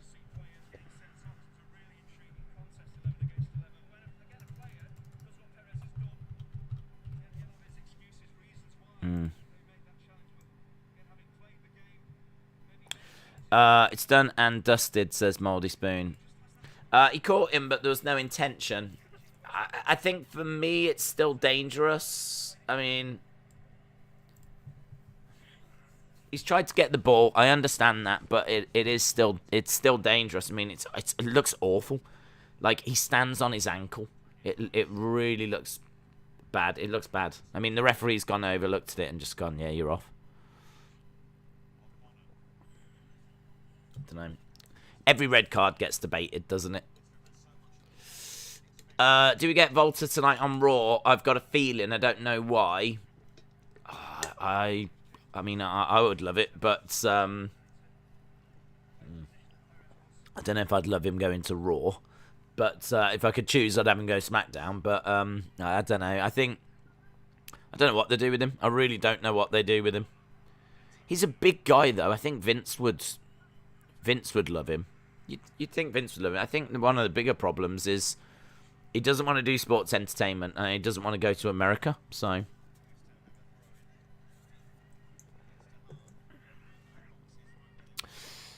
ball comes into Cresswell. Cresswell looking to get the ball into the centre. We've got a couple of minutes left, but West Ham Antonio. Couldn't get the shot off. Austin, that's why I go to Raw and you give 10%. Cole debuts tonight, asks Bobby if he wants to blow the roof off and then loses in 10 seconds. Bonkers, shout out to you. Okay, ball going into the centre. Fornals. Soucek on the ball right now. Playing it out. West Ham are in and around Leicester's penalty area. I mean, it's going to be really difficult for Leicester. Not impossible. We've seen teams kind of get galvanised by going down to 10 men before. But, I mean, they're already losing as well. So, you know, to get a win now looks very hard. Could they get another goal? Could they keep West Ham out and pip a goal? Sure. Ball coming into the middle for... Antonio! Kind of came into Antonio and he kind of couldn't get a head on it and it kind of goes down and it's all messy and scrappy and... Yeah, that was... a bit disappointing. Look, the ball comes in and it just kind of hits off him in the end. What if every match is now a blow the roof off moment? Days, I'm watching Walking Dead, but I will see you tonight. Shout out to you, Johnny. What do you think about the Becky heel turn? I think there's too many heels and she should stay face. Yeah, I mean, I don't know. I didn't see it as a heel turn because she asked you on a match and she won in a squash. I mean, there's not really anything there that she did that was a heel. So, she hasn't done anything for me to be a heel yet, but she's definitely upset people. And the reports are she's going to be a heel. So, I mean, it's not the way that I would go, but I'm down for seeing how they do it. I'm not like so against it that... do you know what I mean? I'm not like, WWE, I can't believe they do. We'll see how it goes. We'll see how it goes. Coufal. Goes down. 4 added minutes, and we're already a minute into those 4 added minutes. So 3 added minutes. Even if we blew a lead against Leeds, says Matt. Matt, shout out to you. NXT has got tape-ins. Do you think certain people will be written out? I don't know. I mean, do I think there'll be more releases from NXT? There could be, couldn't there? There really could be. Ball gets whipped into the middle, goes up in the air. I mean, there could be, but I definitely wouldn't want to speculate as to who. But I think there is going to be movement. I think there'll be call-ups and there could be releases. Yes, there could. I've wildcarded for next week. I've done it now so the price rise doesn't affect. Yeah, it's tempting. It's really tempting.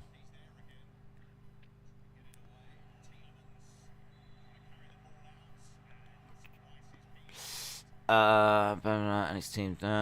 As an Evertonian, we had a good start to the season. It's going all right. Yeah, it's going well. Sevilla have killed my bet if they don't score in the last 2 minutes plus added time. Just seeing Brendan Rodgers taking some notes. Pops it in his pocket. Is looking a bit frustrated by what he's seeing, and I can understand it. Yeah, I mean, this second half is going to be a real problem for Leicester. Down to 10 men. Have had more of the ball, but haven't done anything with it.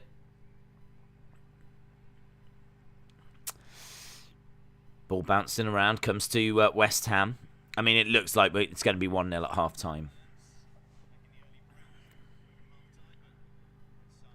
Things that I've took away from this game, Antonio is always in and around chances.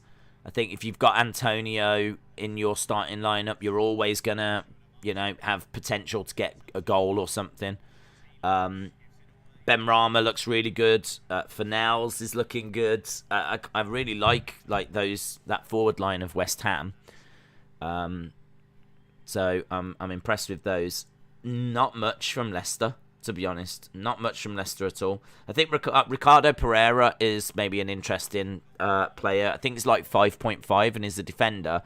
Leicester will get clean sheets, and he will be involved.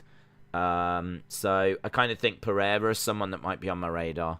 But obviously if I had him in this game, he wouldn't be getting a clean sheet. He hasn't gotten a goal or an assist, so he wouldn't get me much. He'd only get a couple of points for this game so far.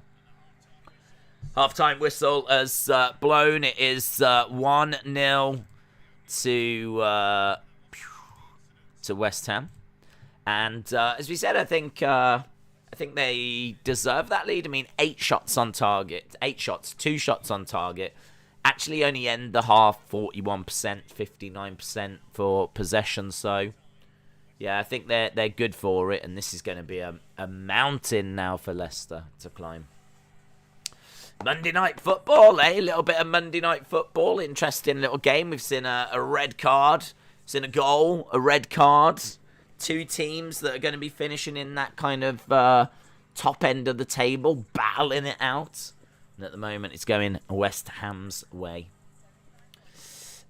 Days, I spent all my afternoon watching your old toy hunts. I broke the cycle now, and I'm watching the streams. Alex, shout out to you. Betting is actually a loser's game, but we still keep doing it like fools because it's enticing, says Retribution. Smith said, I need Tielemans to score or get an assist, and I also need Antonio to get a goal to save my fantasy. Antonio's looking good. Tielemans hasn't been involved, to be honest. I haven't seen much from Tielemans. But Antonio's had chances, and you would think that he will get chances in the second half.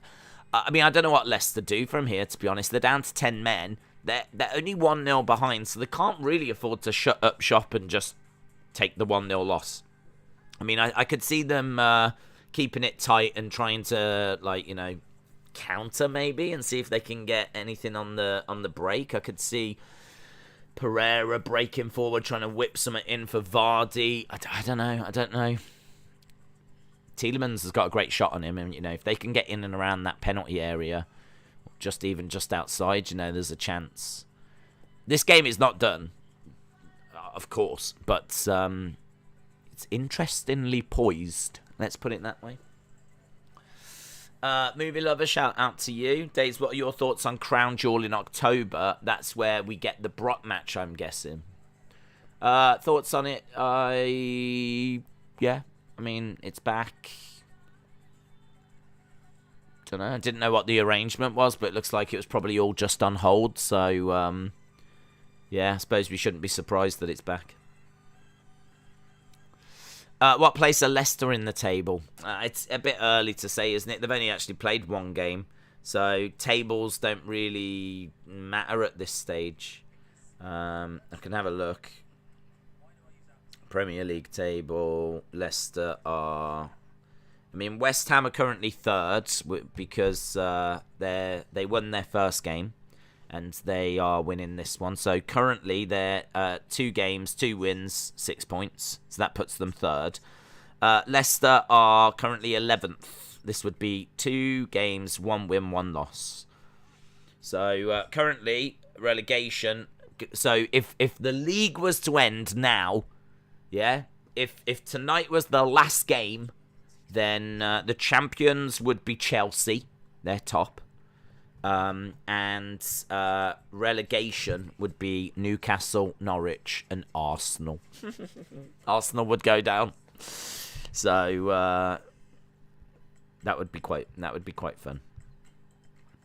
I mean, I ain't got anything against Arsenal, but there is something fun about seeing a big team go down. That's fun. It's like Norwich, Burnley, Watford, like those kind of sides are what you would expect. Crystal Palace, those are the teams you expect to go down. You don't expect Arsenal. And obviously they're not going to go down, but at the moment they're in that relegation battle. But yeah, that would be interesting. That'd be very interesting. Top 4 at the moment is Brighton, West Ham, Liverpool, and Chelsea. But it's 2 games played. I mean, it's irrelevant. Jimbo said, I can't wait for Raw tonight. Alex said, I can't believe Spurs are above United. Days, you missed UFC Saturday night. Yeah, it was just a massive wrestling show. It's just too big to ignore. It did like 250,000 views. I mean, there was nothing we could do. So, just hopefully a one-off, because I certainly haven't fallen out of love with the UFC. I absolutely loved it. So no intentions of missing it again. But it was just a schedule clash. That's what it was. Sevilla won in the end, says David Connolly. They're just breaking down the first half of that on Sky Sports. So, as we said, we will go back to the action in about 5 minutes or so. Like Juve, yeah, that was fun. There's just some fun, like Rangers. You know, the drama of Rangers going out of the top flight and having to work their way back, or Juve going down, or even when Leeds went down or Villa went down. You know, they're, in my mind, they're big clubs. So even when they got relegated, I'm so used to just seeing like Huddersfield, Sheffield United, Watford, Norwich, West Brom, like those kind of sides. The sides that have, you know, come up and then stay around for a little bit and then go back down. You tend to get that, but like a side that's been in the Premier League for a while, a long time, you know, to see one of them go back down, I think is good for football as well. You know, it's good for football because it's just like helping other clubs rather than the same teams just staying there. I mean, I don't want to see Man United go down, but yeah, I suppose like if an Arsenal went down, or if a who's been up for a while, we've had a good turnaround actually. Looking at the teams here, you know, Norwich haven't been there long. Newcastle, can't remember when they'd be a decent side to go down, big side. Burnley haven't been up all that long. Wolves haven't been up all that long. Leeds haven't been up all that long. Crystal Palace, I don't think they've been up all that long. Southampton would be a decent side to go down, a big team. I think they've been in the Premier League quite a while now. Watford obviously haven't. Leicester would be a big team to go down, but they won't. Villa would be a big team to go down, but they won't. Man City would be hilarious. Everton would be a massive. Everton have never been relegated out of the Premier League, so that would be a massive. Tottenham have never been relegated, but they're not. They're not going to. So yeah, we'll see. We'll see how it finishes. I mean, I've predicted it'll be Watford, Norwich, and Crystal Palace that go down. I've seen other people say Watford, Norwich, and Southampton. I've seen people say Watford, Norwich, and Burnley. So, you know, there's a few different thoughts as to who it could be, but I think a lot of people are expecting Watford and Norwich to go. Raw could be decent tonight. New US champ, and Carrion will be an official Raw superstar.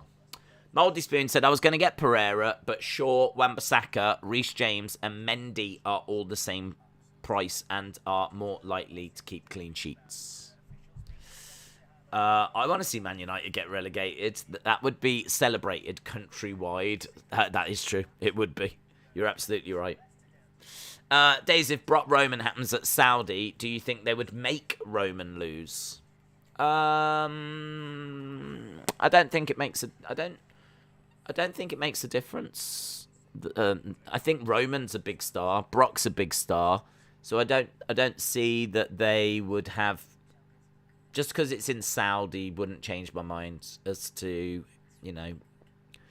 does that mean Brock wins because it's in Saudi? Because you could have Brock win, but you could win by count-out. Do you know what I mean? Or you could win by DQ. Like, you could have Brock win and not win the title. So, I mean, I'm going to hope that Brock isn't the one that benefits from this Roman title reign. Everyone knows that I want it to be like a Balor or a Big E or a Carrion or someone eventually that's not had that kind of push. I want to build new stars. Like, I love what they're doing with Riddle. So, I want to build new stars. So, I'm kind of hoping that it's not Brock, but they're spending so much money on him. I think we have to say there's a very good chance it will be. So, I don't know. We'll have to see what Vince is thinking, won't we? But yeah, it could be. Saudi wants champion changes, says CCSYT. Well, they could have them, but it doesn't necessarily have to be that one, does it?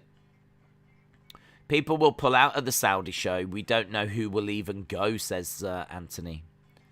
Kevin Owens, Sami Zayn, Daniel Bryan, John Cena, Roman all pulled out of the last Saudi show. So why would Roman go this time? Lauren said, I feel bad. It is a red card, but it's unfortunate as Perez was stumbling and it was accidental. What are your thoughts? I think for me it comes down to, is the tackle a dangerous tackle? Did Perez go in for a tackle that was dangerous? Did he cause harm to the other player?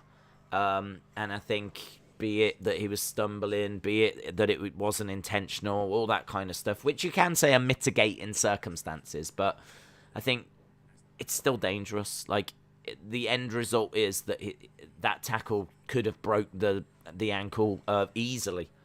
I'm amazed it didn't, of the West Ham player, Fornals. And I think for me it's a red. But when it comes to red cards and things, that you can always kind of counter-argue them. There'll be loads of Leicester fans, and there'll be loads of non-Leicester fans that'll argue, no way it's a red. No way it's a red. So it's one of those. You just have to kind of have your own opinion on it.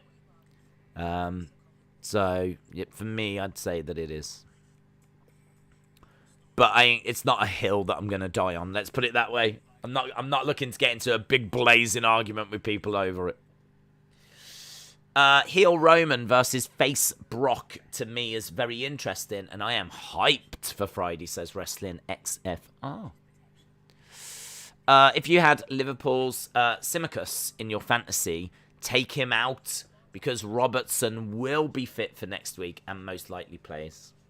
Smith, shout out to you. Yeah, that's definitely someone that I've made a bit of a mistake on. I should have had him in for the first few weeks and then, as you said, took him out.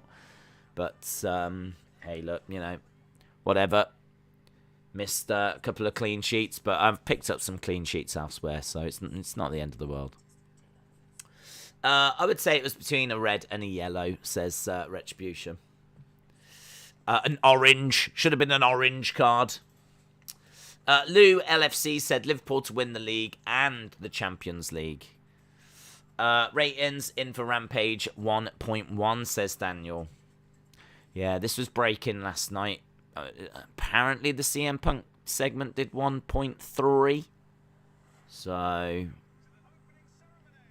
don't know. I'm sure there'll be more information on it.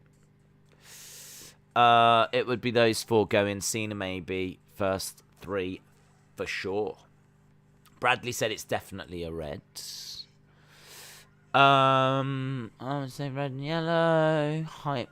Sammy and Kevin, I would say it'd be about right for those. Should have been a purple. Should have been a purple. Should have been a lovely pink card. Nice little pink card with a smiley face on it. Could you imagine if the yellow card just had like a face where it just had like the line for a mouth. Like, it was an unimpressed face, but then, like, the red card's got a sad face on it.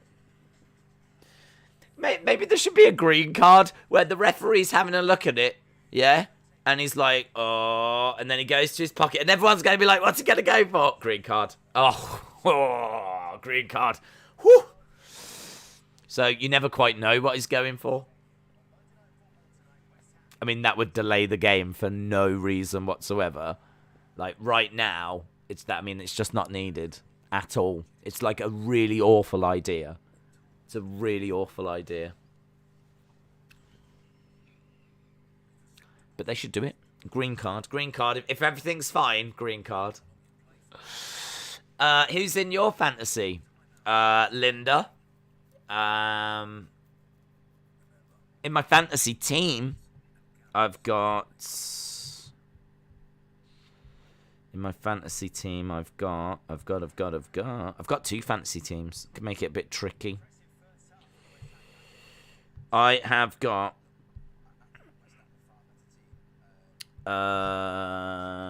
Cresswell, Shaw, Mings, Rafinha, Grealish, Fernandes, Salah, Tony, Ings, and Antonio.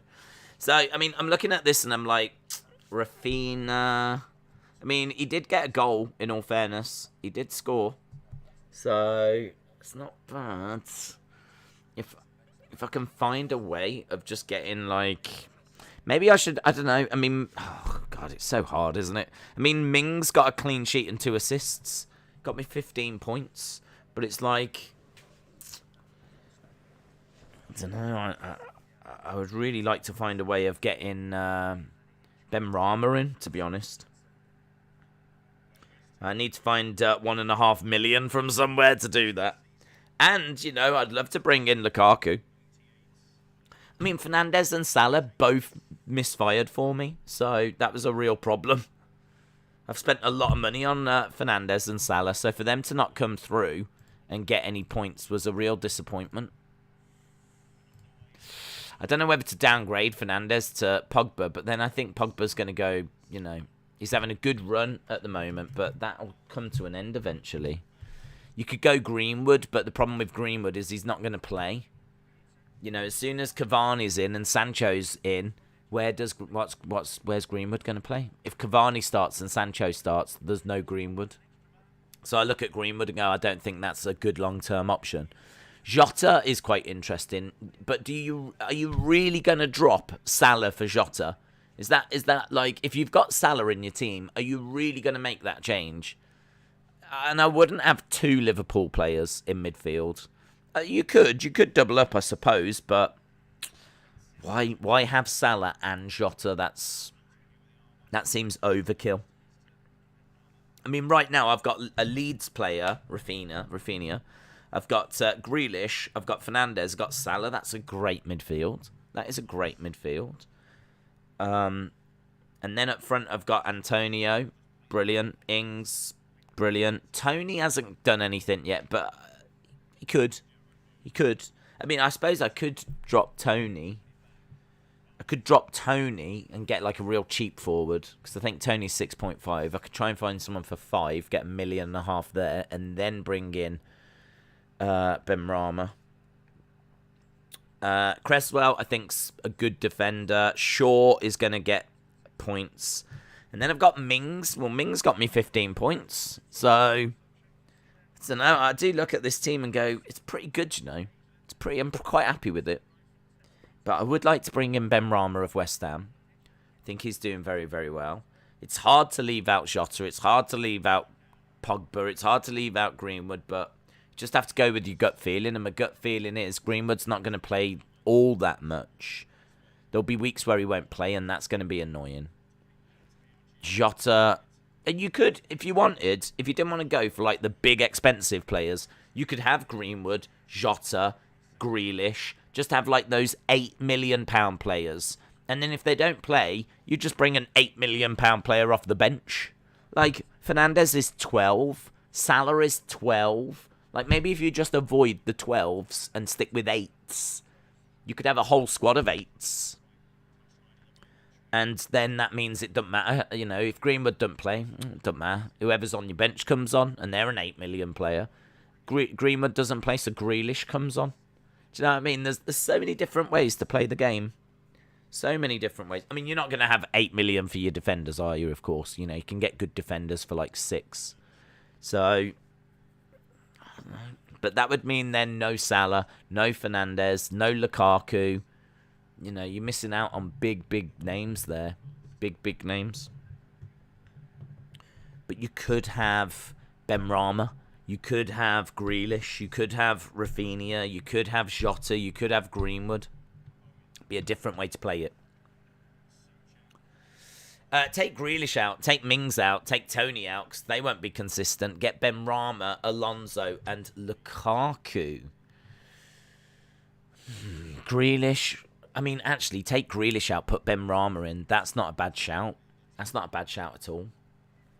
Mings isn't bad, you know. Mings last season got 128 points. He's only 5 million. And this show is, I mean, like, he picked me up 15 points this game week. And he'll play. He'll play every game. But you are, I mean, like, you are right. That could just be a bit of an exception. But I do fancy Villa. I do think that Villa are going to have a decent season this year. But taking Grealish out. I suppose if you lose Grealish, bring in Benrahma, might be all right. And then that frees you up a couple of million. But, I mean, I'm still not close to getting a Lukaku. I mean, if you take Tony out, he's only 6.5. You'd have to change, like, Ings. I think Ings is going to be quite consistent. When will you use your wild card? I use it early, in all fairness. I tend to use it within the first 5 game weeks. Just because you get a much better idea of, you know, how... I mean, the transfer window's still open. Like, new players can still come in for the next week. So you kind of look at who could come in, and you look at, like, players that are kind of catching you by surprise. Like, Benrahma was not on my radar. He's only 6 million. 6 million for a midfielder that's going to be consistent and is doing really well. Like... You look at that and you go, oh, I would like to bring him in. So, I don't know. The problem I've got is I'm actually quite happy with this team. There's definitely little tweaks and changes that you could make. But I'm quite happy with it. But, I don't know. I'm not looking to play it this week, next week. But soon. I'm sure I will play it soon. Because as the weeks go by and you get more data, then it'll show itself as to what the way forward is. Nice corner by West Ham. I mean, look, every game, more and more information. Back post Antonio. Ah, saved by Schmeichel. Oh, I needed that. Now that would have been helpful if Antonio had got that in, but it's a great save by Schmeichel. This is just wave after wave of West Ham attack right now. Benrahma getting knocked off the ball, but West Ham getting the ball back. Coufal trying to get onto the end of it, but Leicester trying to clear it away. Lots of pressure here by West Ham. I mean, this is now where you want West Ham players. They're playing a 10-man Leicester. And it's just wave after wave of attack. It looks like Leicester are going to have to ride this out. And look at that. Oh, my God. To the back.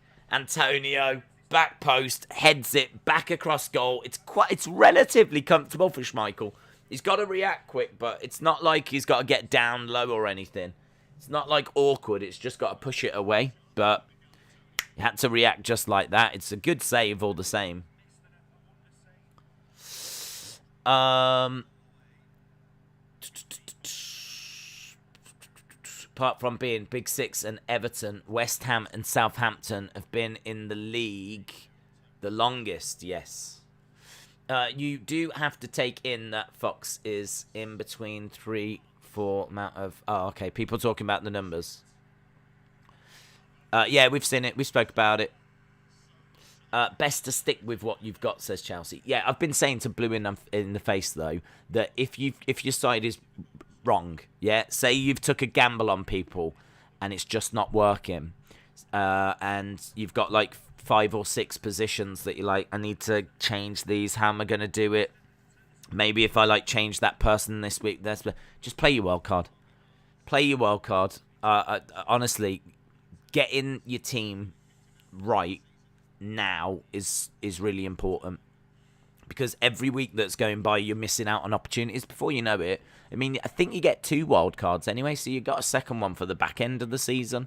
So you might as well have your team sorted. The only thing I'd say with wild cards is so many times I've played them, and then like 2-3 weeks later, the data has evolved, or a player's got injured, or a new player hits form, and then you're like, oh, I wish I'd have got them in.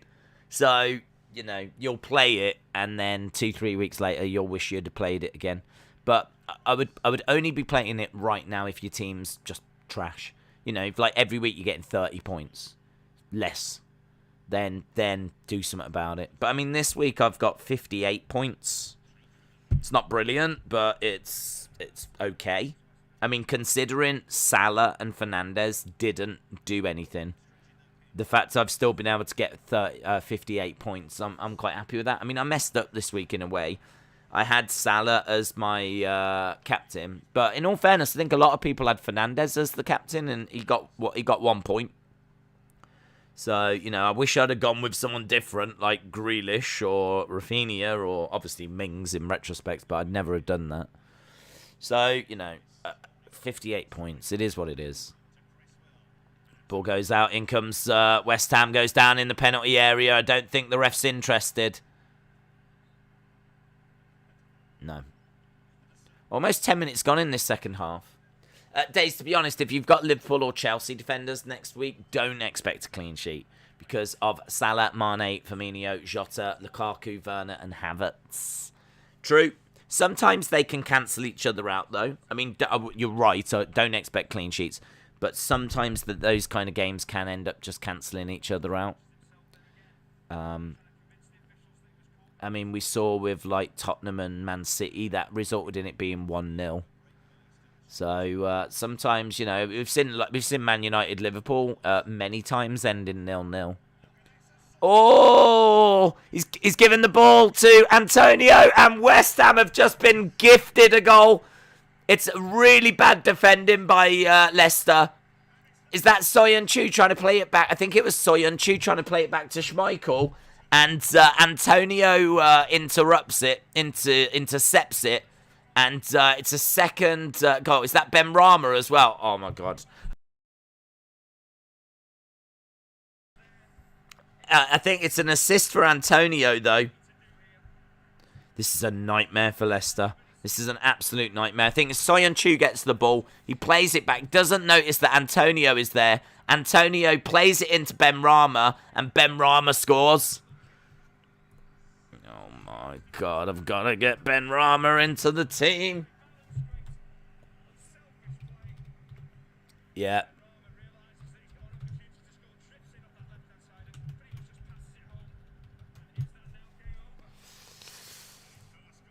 Boom. Benrahma.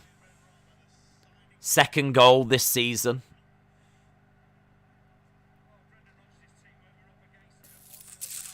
Two 2-0 down now. They're really staring at. I mean, like, what do they do now? Do Leicester just go, this game is gone, and try to shut up shop, or what do they do now? I mean, I doubt he does that. You know, yeah, but I don't know what you do, because you run the risk of getting battered here. This is a real problem. I mean, 1-0 down, you fancy you can pinch a goal. 2-0 down.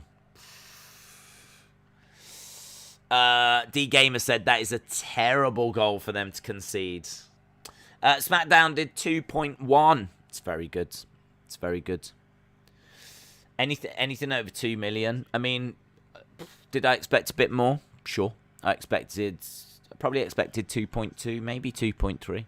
But 2.1's very good. Retribution says, I'm so angry. Gozo said got 69 points. That's very good. West Ham will be interesting when they start having other competitions. That's true. That's true.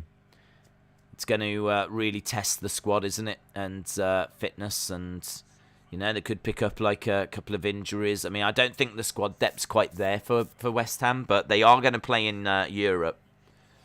Hard though not to have Benrahma in the side. I mean, he is just on incredible form for 6 million as well. 6 million. I mean, flip. Fernandez is costing me 12. He got 1 point this week. I don't understand why West Ham use bubbles. It's because of the song Forever Blowing Bubbles.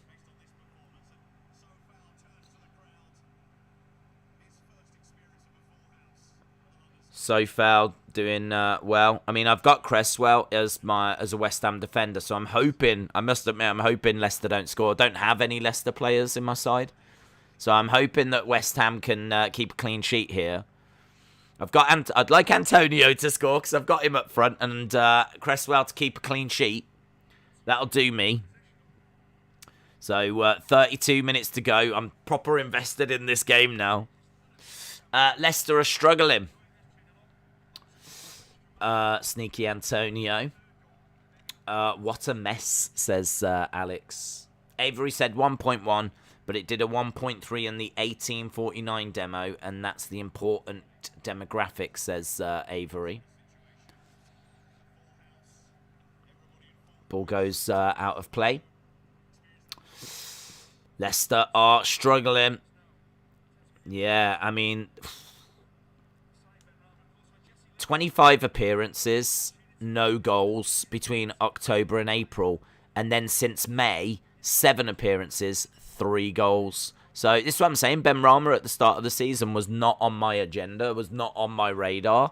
But he is absolutely on my radar now. Ball played forward. Goes out to the right-hand side.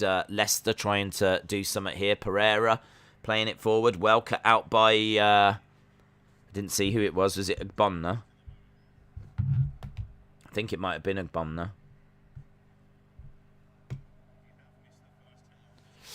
I've got 2 City midfielders, which could be great or awful since Pep changes. Yeah, I think Grealish, because he's 100 million, is going to be all right for a little while.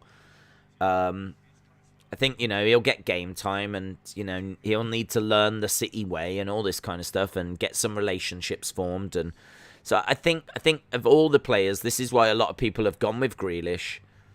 Because 100 million, you expect him to play. I mean, I've got him in my team. I expect him to play. But, I mean, once Champions League starts and everything, we could see some rotation there where he doesn't play. And instead he uses him for the European games in the middle of the week.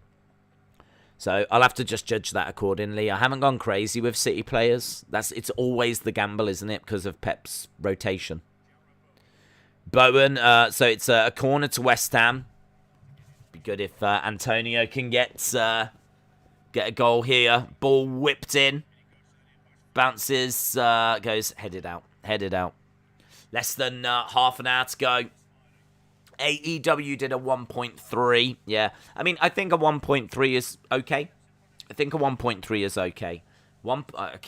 I know I'm gonna say this many times. 1.3 to 1.5, I think is okay, good. I mean, 1.3 okay. 1.5 would be good. I think very good. I think a 1.6 to 1.8 was exceptional. And I don't think anything above that was realistic. And it's been interesting. Esteban telling us, which I didn't realise, that TNT is, much smaller than what Fox is.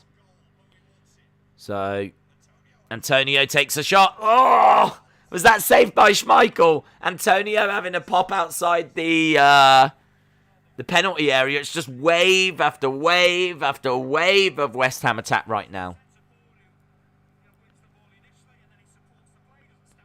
So, yeah, my gut feeling is that a 1.3 for the CM Punk segment is...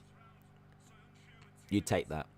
If you compare it to 780,000 the week before, a 1.3,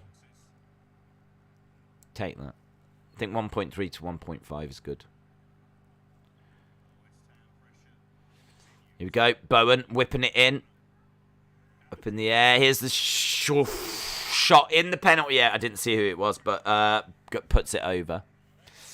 Bunker said, I've got 110 points without the Coufal points yet.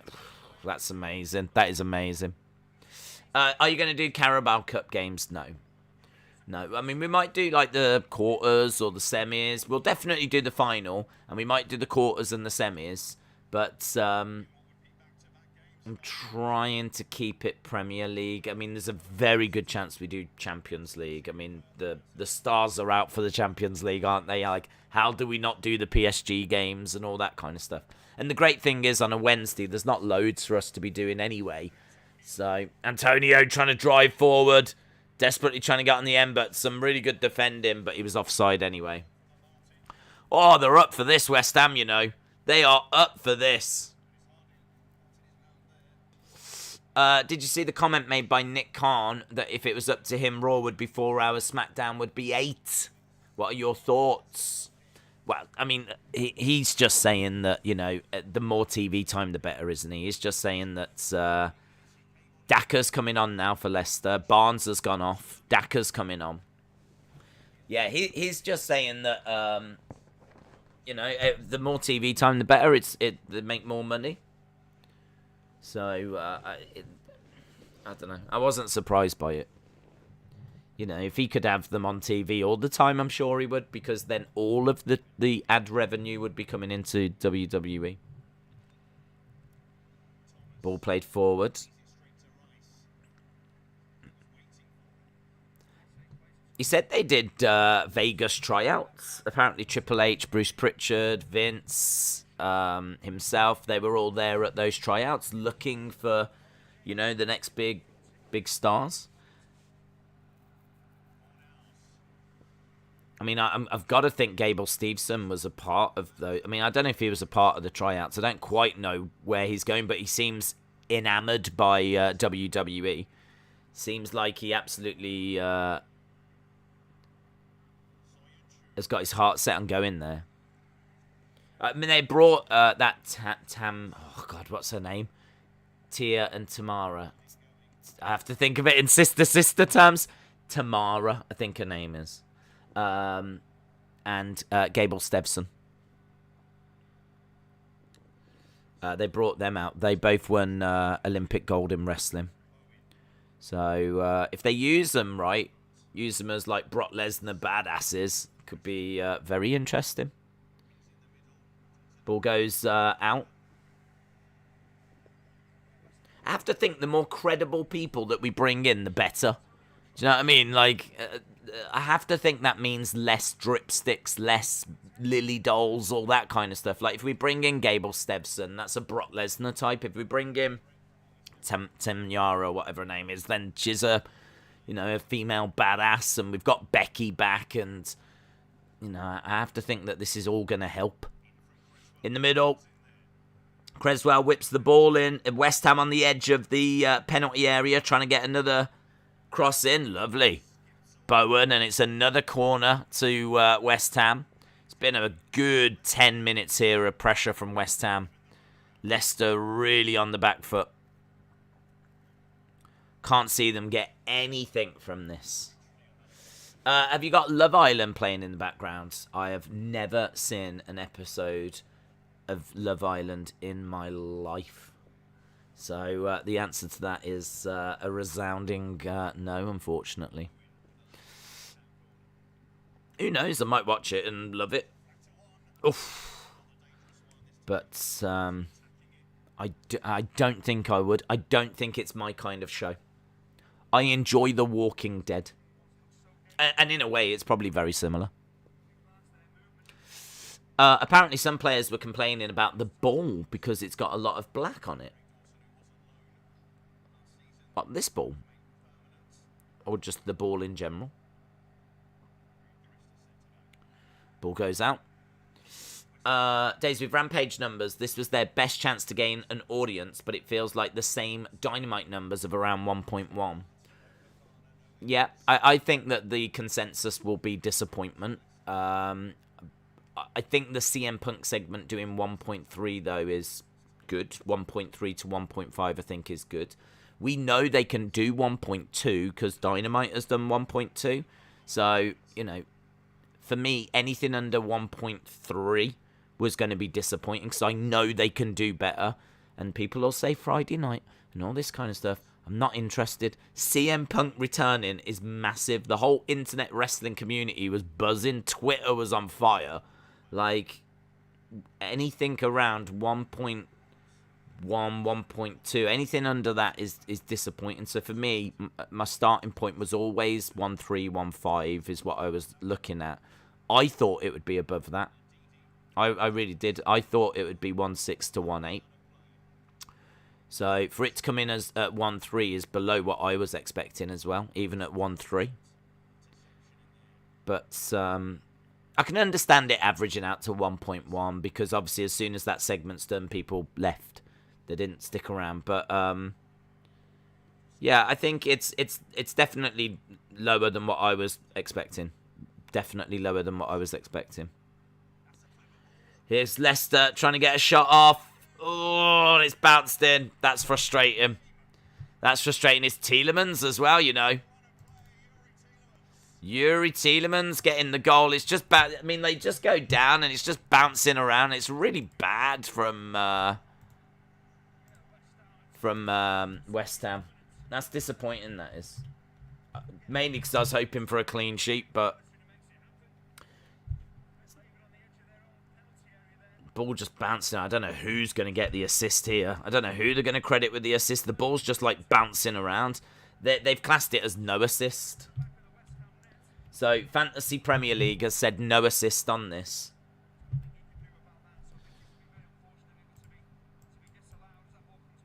They're saying it would be unfortunate to be disallowed. What are they?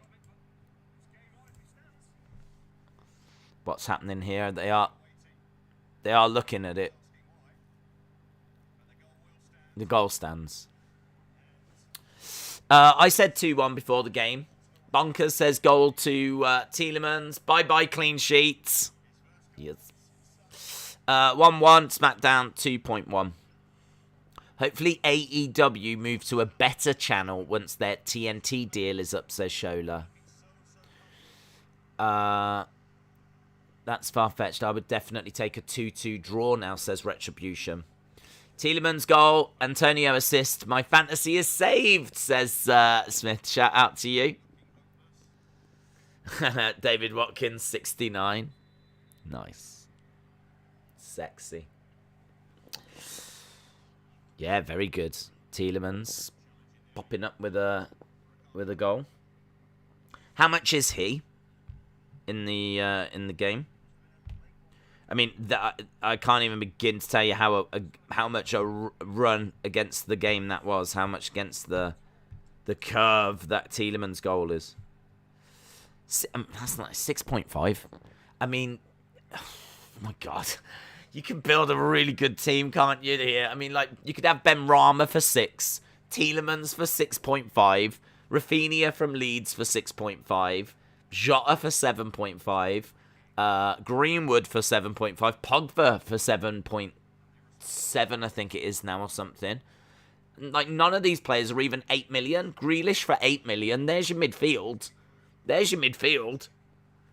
And then that's going to give you money to spend, you know, you go for a decent defence. Shaw, 5.5. I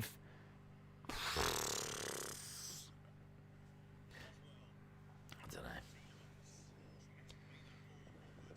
You could have, like, 20 different teams in this fantasy thing, couldn't you? You could go for the big hitters like Lukaku, Fernandes, Salah. They're going to get you points. You're going to get points from them, but it doesn't leave you much money elsewhere. But then, as we keep saying, you know, there's bargains out there. Benrahma for 6, Tielemans for 6.5. Channel 5 should be showing live coverage of Rampage, says Adil. Fabian said, do you think AEW made a mistake by not having Punk debut on Dynamite, where it maybe would have done the 1.5? Or do you think it's the right move in regards to Rampage? I think it's the hard, isn't it? hard. I mean, you could have had him on Dynamite and then done it on Rampage, and that still would have... You could have had him come out at the end of Dynamite, and then it would have been here from CM Punk at Rampage. Could have done it that way. That way, you would have... The rumours would have been he's going to be at Dynamite. You get to see him. He comes out right at the end. Punk's back. And then the excitement's around the next day. And then Friday... We're here from him. Like, you could have done it that way, and both shows would have benefited. It's a long time to wait from the Friday to the Wednesday, and what are we even waiting for? Because we've already seen him and heard from him. I felt like they gave us a lot. Like, the way that he comes out is perfect. It's perfect for us. I don't know that it's perfect for AEW, because we've, like... What are you tuning in for? What are we tuning in for on Wednesday in regards to Punk? To hear more? I don't know. I kind of feel like there might be a lot of people that are satisfied now. Like, I feel satisfied. He's back. He said his piece. I know that he's facing Darby Allin. I'll watch it, but, there's probably a lot of people that won't, because they won't know who Darby Allin is. And... I don't know, I kind of think that they might have... They gave us maybe too much. They gave us too much. That's their problem, though. Not mine, or not ours. I mean, the segment was perfect, and I wouldn't want to change it. But from a booking point of view, if I was booking him, if someone said, right, you've got CM Punk, what are you going to do? I'd bring him back at the end of Dynamite. I'd make sure you knew he was coming back, but I might not announce it, because, surprise. And then I would have his... I'd tell you he's going to open Rampage. Corner comes in. And you'll hear from him on Rampage. Ball played forward. On the left-hand side. It'd be great if Daniel Bryan's debut is announced. And is announced. Ball into the middle. Oh, just goes wide. Channel 5 will be showing Rampage once Bryan debuts. Now the ratings are out. Do you think Vince is laughing the flip and going to ignore AEW altogether? I think he won't ignore AEW altogether, because they need to know what moves they're making. They need to be aware of what the competition is doing. And whether Vince says it's competition or not, they're still on TV operating in the same kind of market. But I don't think he worries about them like he did WCW at all. But I think, yeah, I mean, they're going to be fully aware that Punk's come in and, looking at the numbers. And in fact, a lot of this data is going to be very interesting to WWE. A lot of these numbers that AEW are doing and what they're doing and the results, it's kind of like AEW are doing some of the work for WWE. Do you know what I mean? They now know what Punk would have got on TNT. They know the impact that Punk has had on AEW. And that's good. That's just good to know, isn't it? Those numbers are just interesting to know. Into the middle. Goes out to the right-hand side. Chests it down. Into the middle and goes over the top. Why have 205 Live changed its name to keep under 6-foot wrestlers?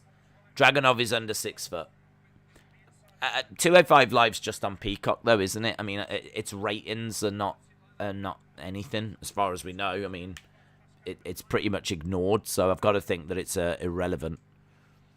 If they had a brand that had, some importance and it had its own shows and it was really being treated like some... I mean, it was at the start, but the problem was it was full of people we didn't know. Like, it had no star power. Once they started to put some star power in it, then it got interesting. Neville, Enzo, Austin Aries. Like, they were starting to put some people in there. Back post, but nothing. It got a bit more interesting, but yeah, I think it's just dead right now. It would need a whole relaunch and everything, wouldn't it? And there's no sign they're going to do that. Yes, that one, I was there. It was magical. Days, I'm very interested to see what's next for Bobby. I think Goldberg will return for Saudi, but not Extreme Rules.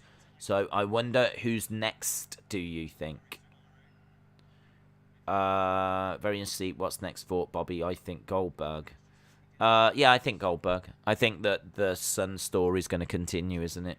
The fact he attacked his son. I mean, who knows? It might be built into his son getting in there. Maybe the next stars they're looking to build are the son of Goldberg, the son of Ray, and I don't know. It wouldn't surprise me if it's going to be MVP and Bobby versus Goldberg and his son. Ball goes out to right-hand side is Coufal. Soucek.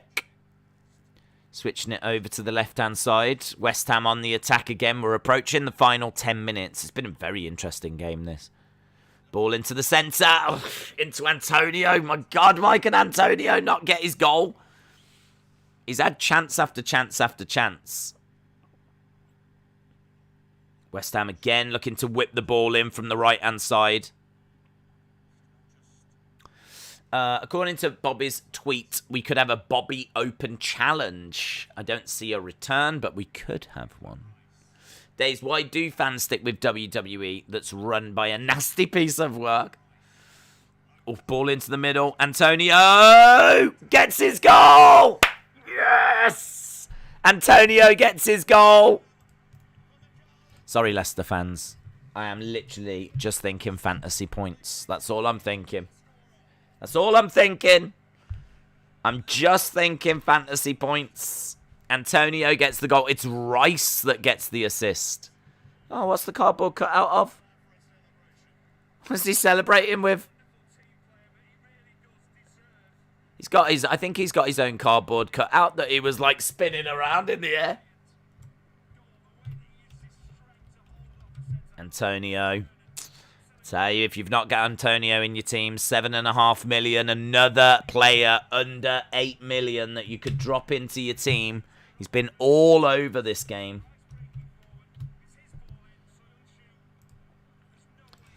Antonio Cesaro. Dave's Punk's YouTube video is a massive hit. It's about to hit 6 million. AEW's YouTube channel is having a slight subscriber growth as well. It's growing by 10,000 a day.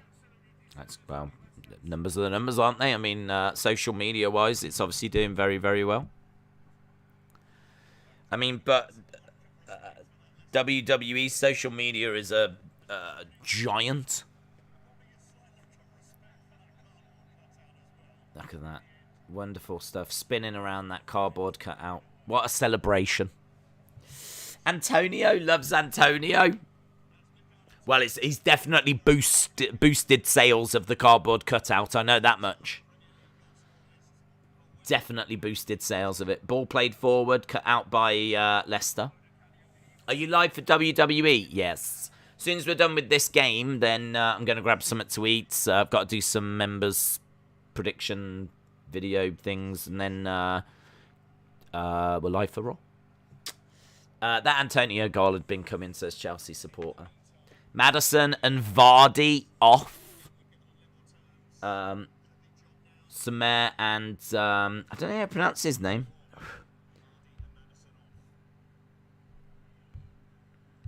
It's the guy with the long name.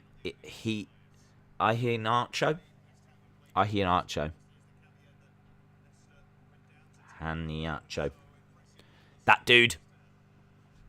He did really well, actually, last season. I had him in my team. Got 12 goals last season. But the problem is he doesn't start. Haniacho, is it? Samare and has come on as well, and Haniacho.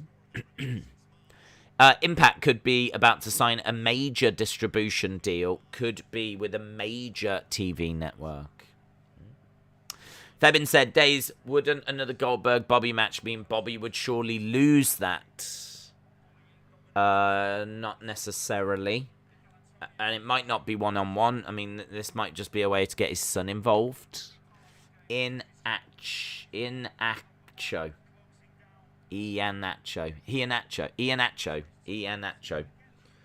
Iheanacho. Thank you. Actually, I had him. Do you know, it's funny. I had him in my team last year because he was doing really well.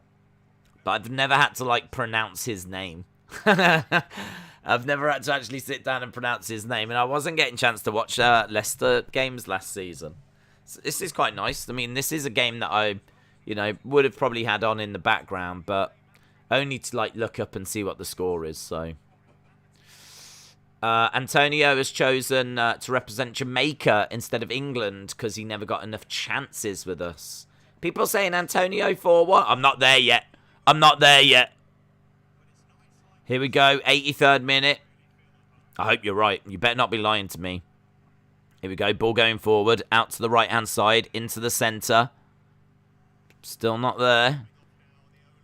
Coming down the right-hand side, ball whipped into the middle. Here's Antonio. Dinks it in. There it is. That came out of nowhere. Another goal. Antonio. On fire tonight. Yeah, this has been a battering, innit? This has been a battering. So, the ball, it's Coufal that gets that, Coufal. So, yeah, absolutely brilliant. Antonio is just 7.5 million for him. Benrahma, I think, is looking great. I mean, honestly, 3 West Ham players in your side. No dramas. I mean, Antonio, Benrahma, and Coufal. Or you might want to go Antonio, Soucek, and Coufal. You might want to go Cresswell, Benrahma, and Antonio. I think you've got to be looking... I mean, if you've got no West Ham players in your team, look at it. I really would look at it.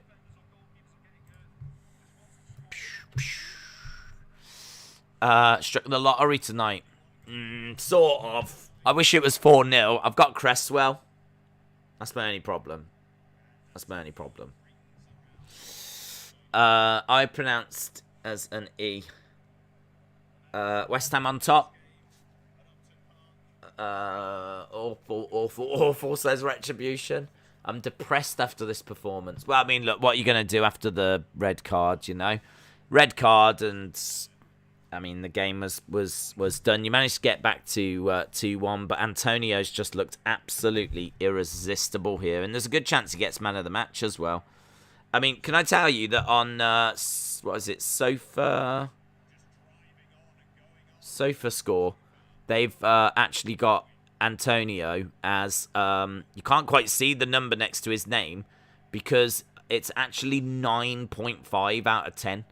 Like, they're saying that he has been 2 goals and an assist, and they're saying he's been absolutely unbelievable. And he has. I mean, we've been waiting for his goal to come. He's been so impressive that you've been waiting for a goal to come. And when he finally got the one, the second one came just a few minutes later. I mean, there's still time for him to find the hat-trick goal. There's still time for him to get that third. I mean, at the moment, West Ham are literally just passing it between themselves. They're not even trying. If I was Antonio, I'd be like, come on. I want my hat-trick.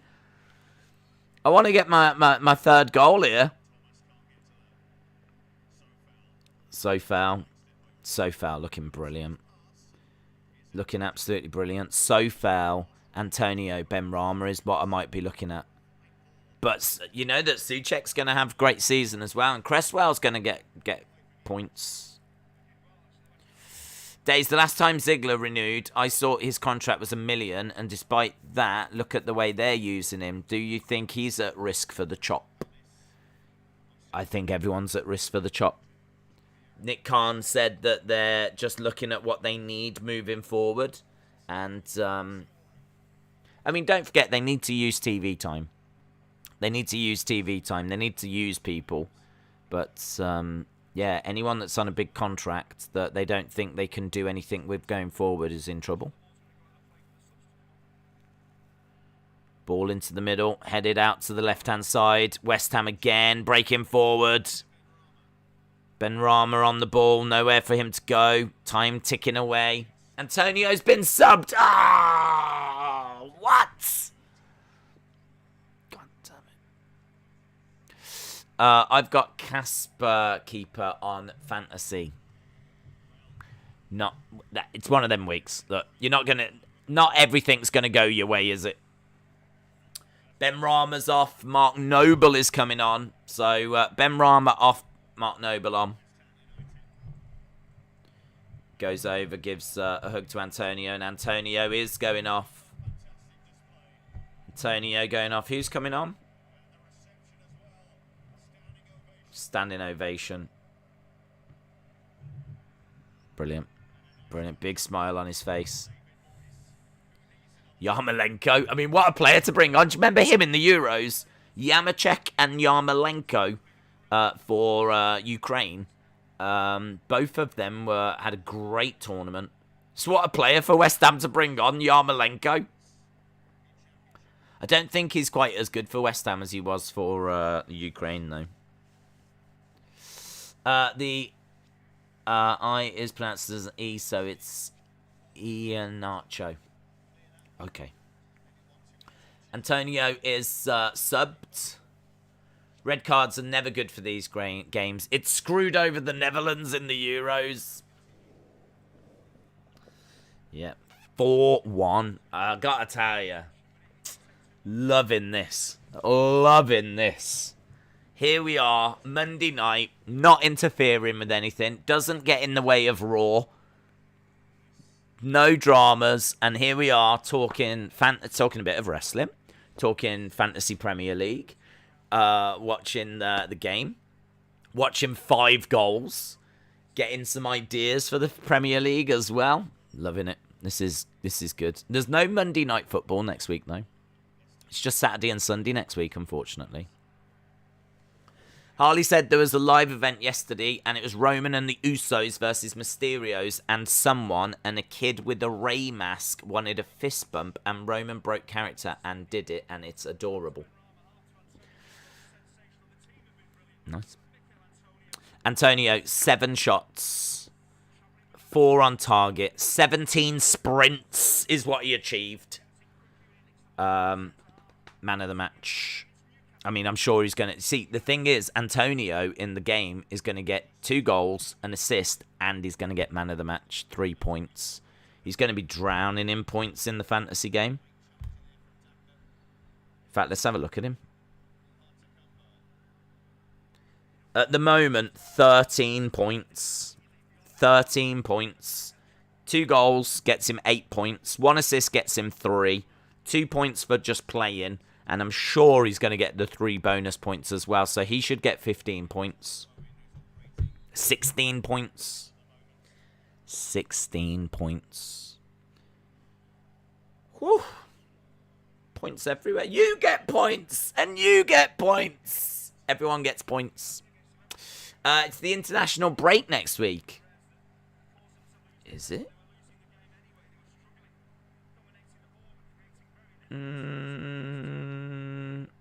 Well, Saturday the 28th and Sunday the 29th, and then the international break. Yes. So, I mean, what you could do is just wait until the international break. There might be someone that gets injured during the international break. That might be the best time to play your wild card. Play next weekend. Play next weekend. And then, whilst the international break's on, have a look at your wild card. If you've played it, you've played it. It's not a problem. But our season is cursed because we got a shock injury to Fofana, who is out for several months. Evans, another key defender, is out. And even our new signing, Vestergaard, got injured in training. David said World Cup qualifiers. Well, that means we'll be watching England. We'll watch England. Watch England in the old World Cup qualifiers. Good to see the old English boys again. See what they're up to. See how Southgate's doing. Right, Schmeichel launching the ball out to the right-hand side. Game is done in it now. I mean, it looks like this is going to finish 4-1.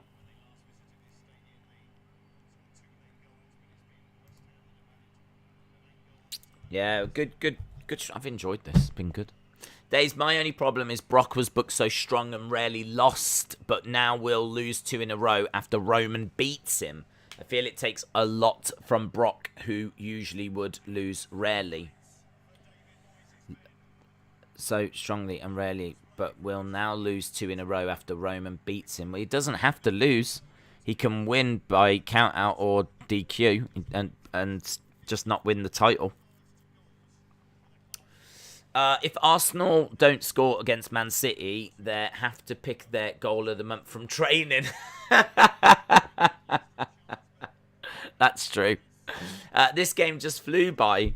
Wow, I mean, it was an entertaining game. I mean, the first half, it was a bit scrappy, but then we got the red card. We got the first goal on the 25th minute, the red card on the 40th. So that was the big talking point from the first. The second half was always going to be interesting after that. And so it proved. It ends West Ham 4, Leicester 1. And I'm just dribbling at the thought of, how do I get in Benrahma into my side. I've already got Antonio. I've got Cresswell, and I don't mind Cresswell. Yes, you could bring in Coufal, who's going to be fantastic as well.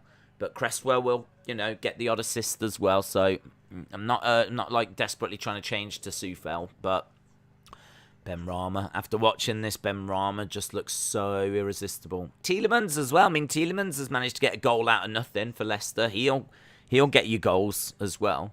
So if you are looking for some of those kind of mid-priced midfielders, that's why this game was so interesting to watch.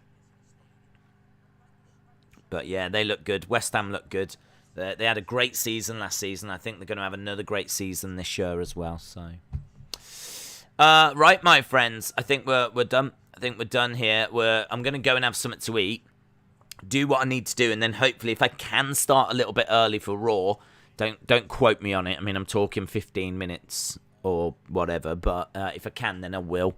So it's probably best that I do go now.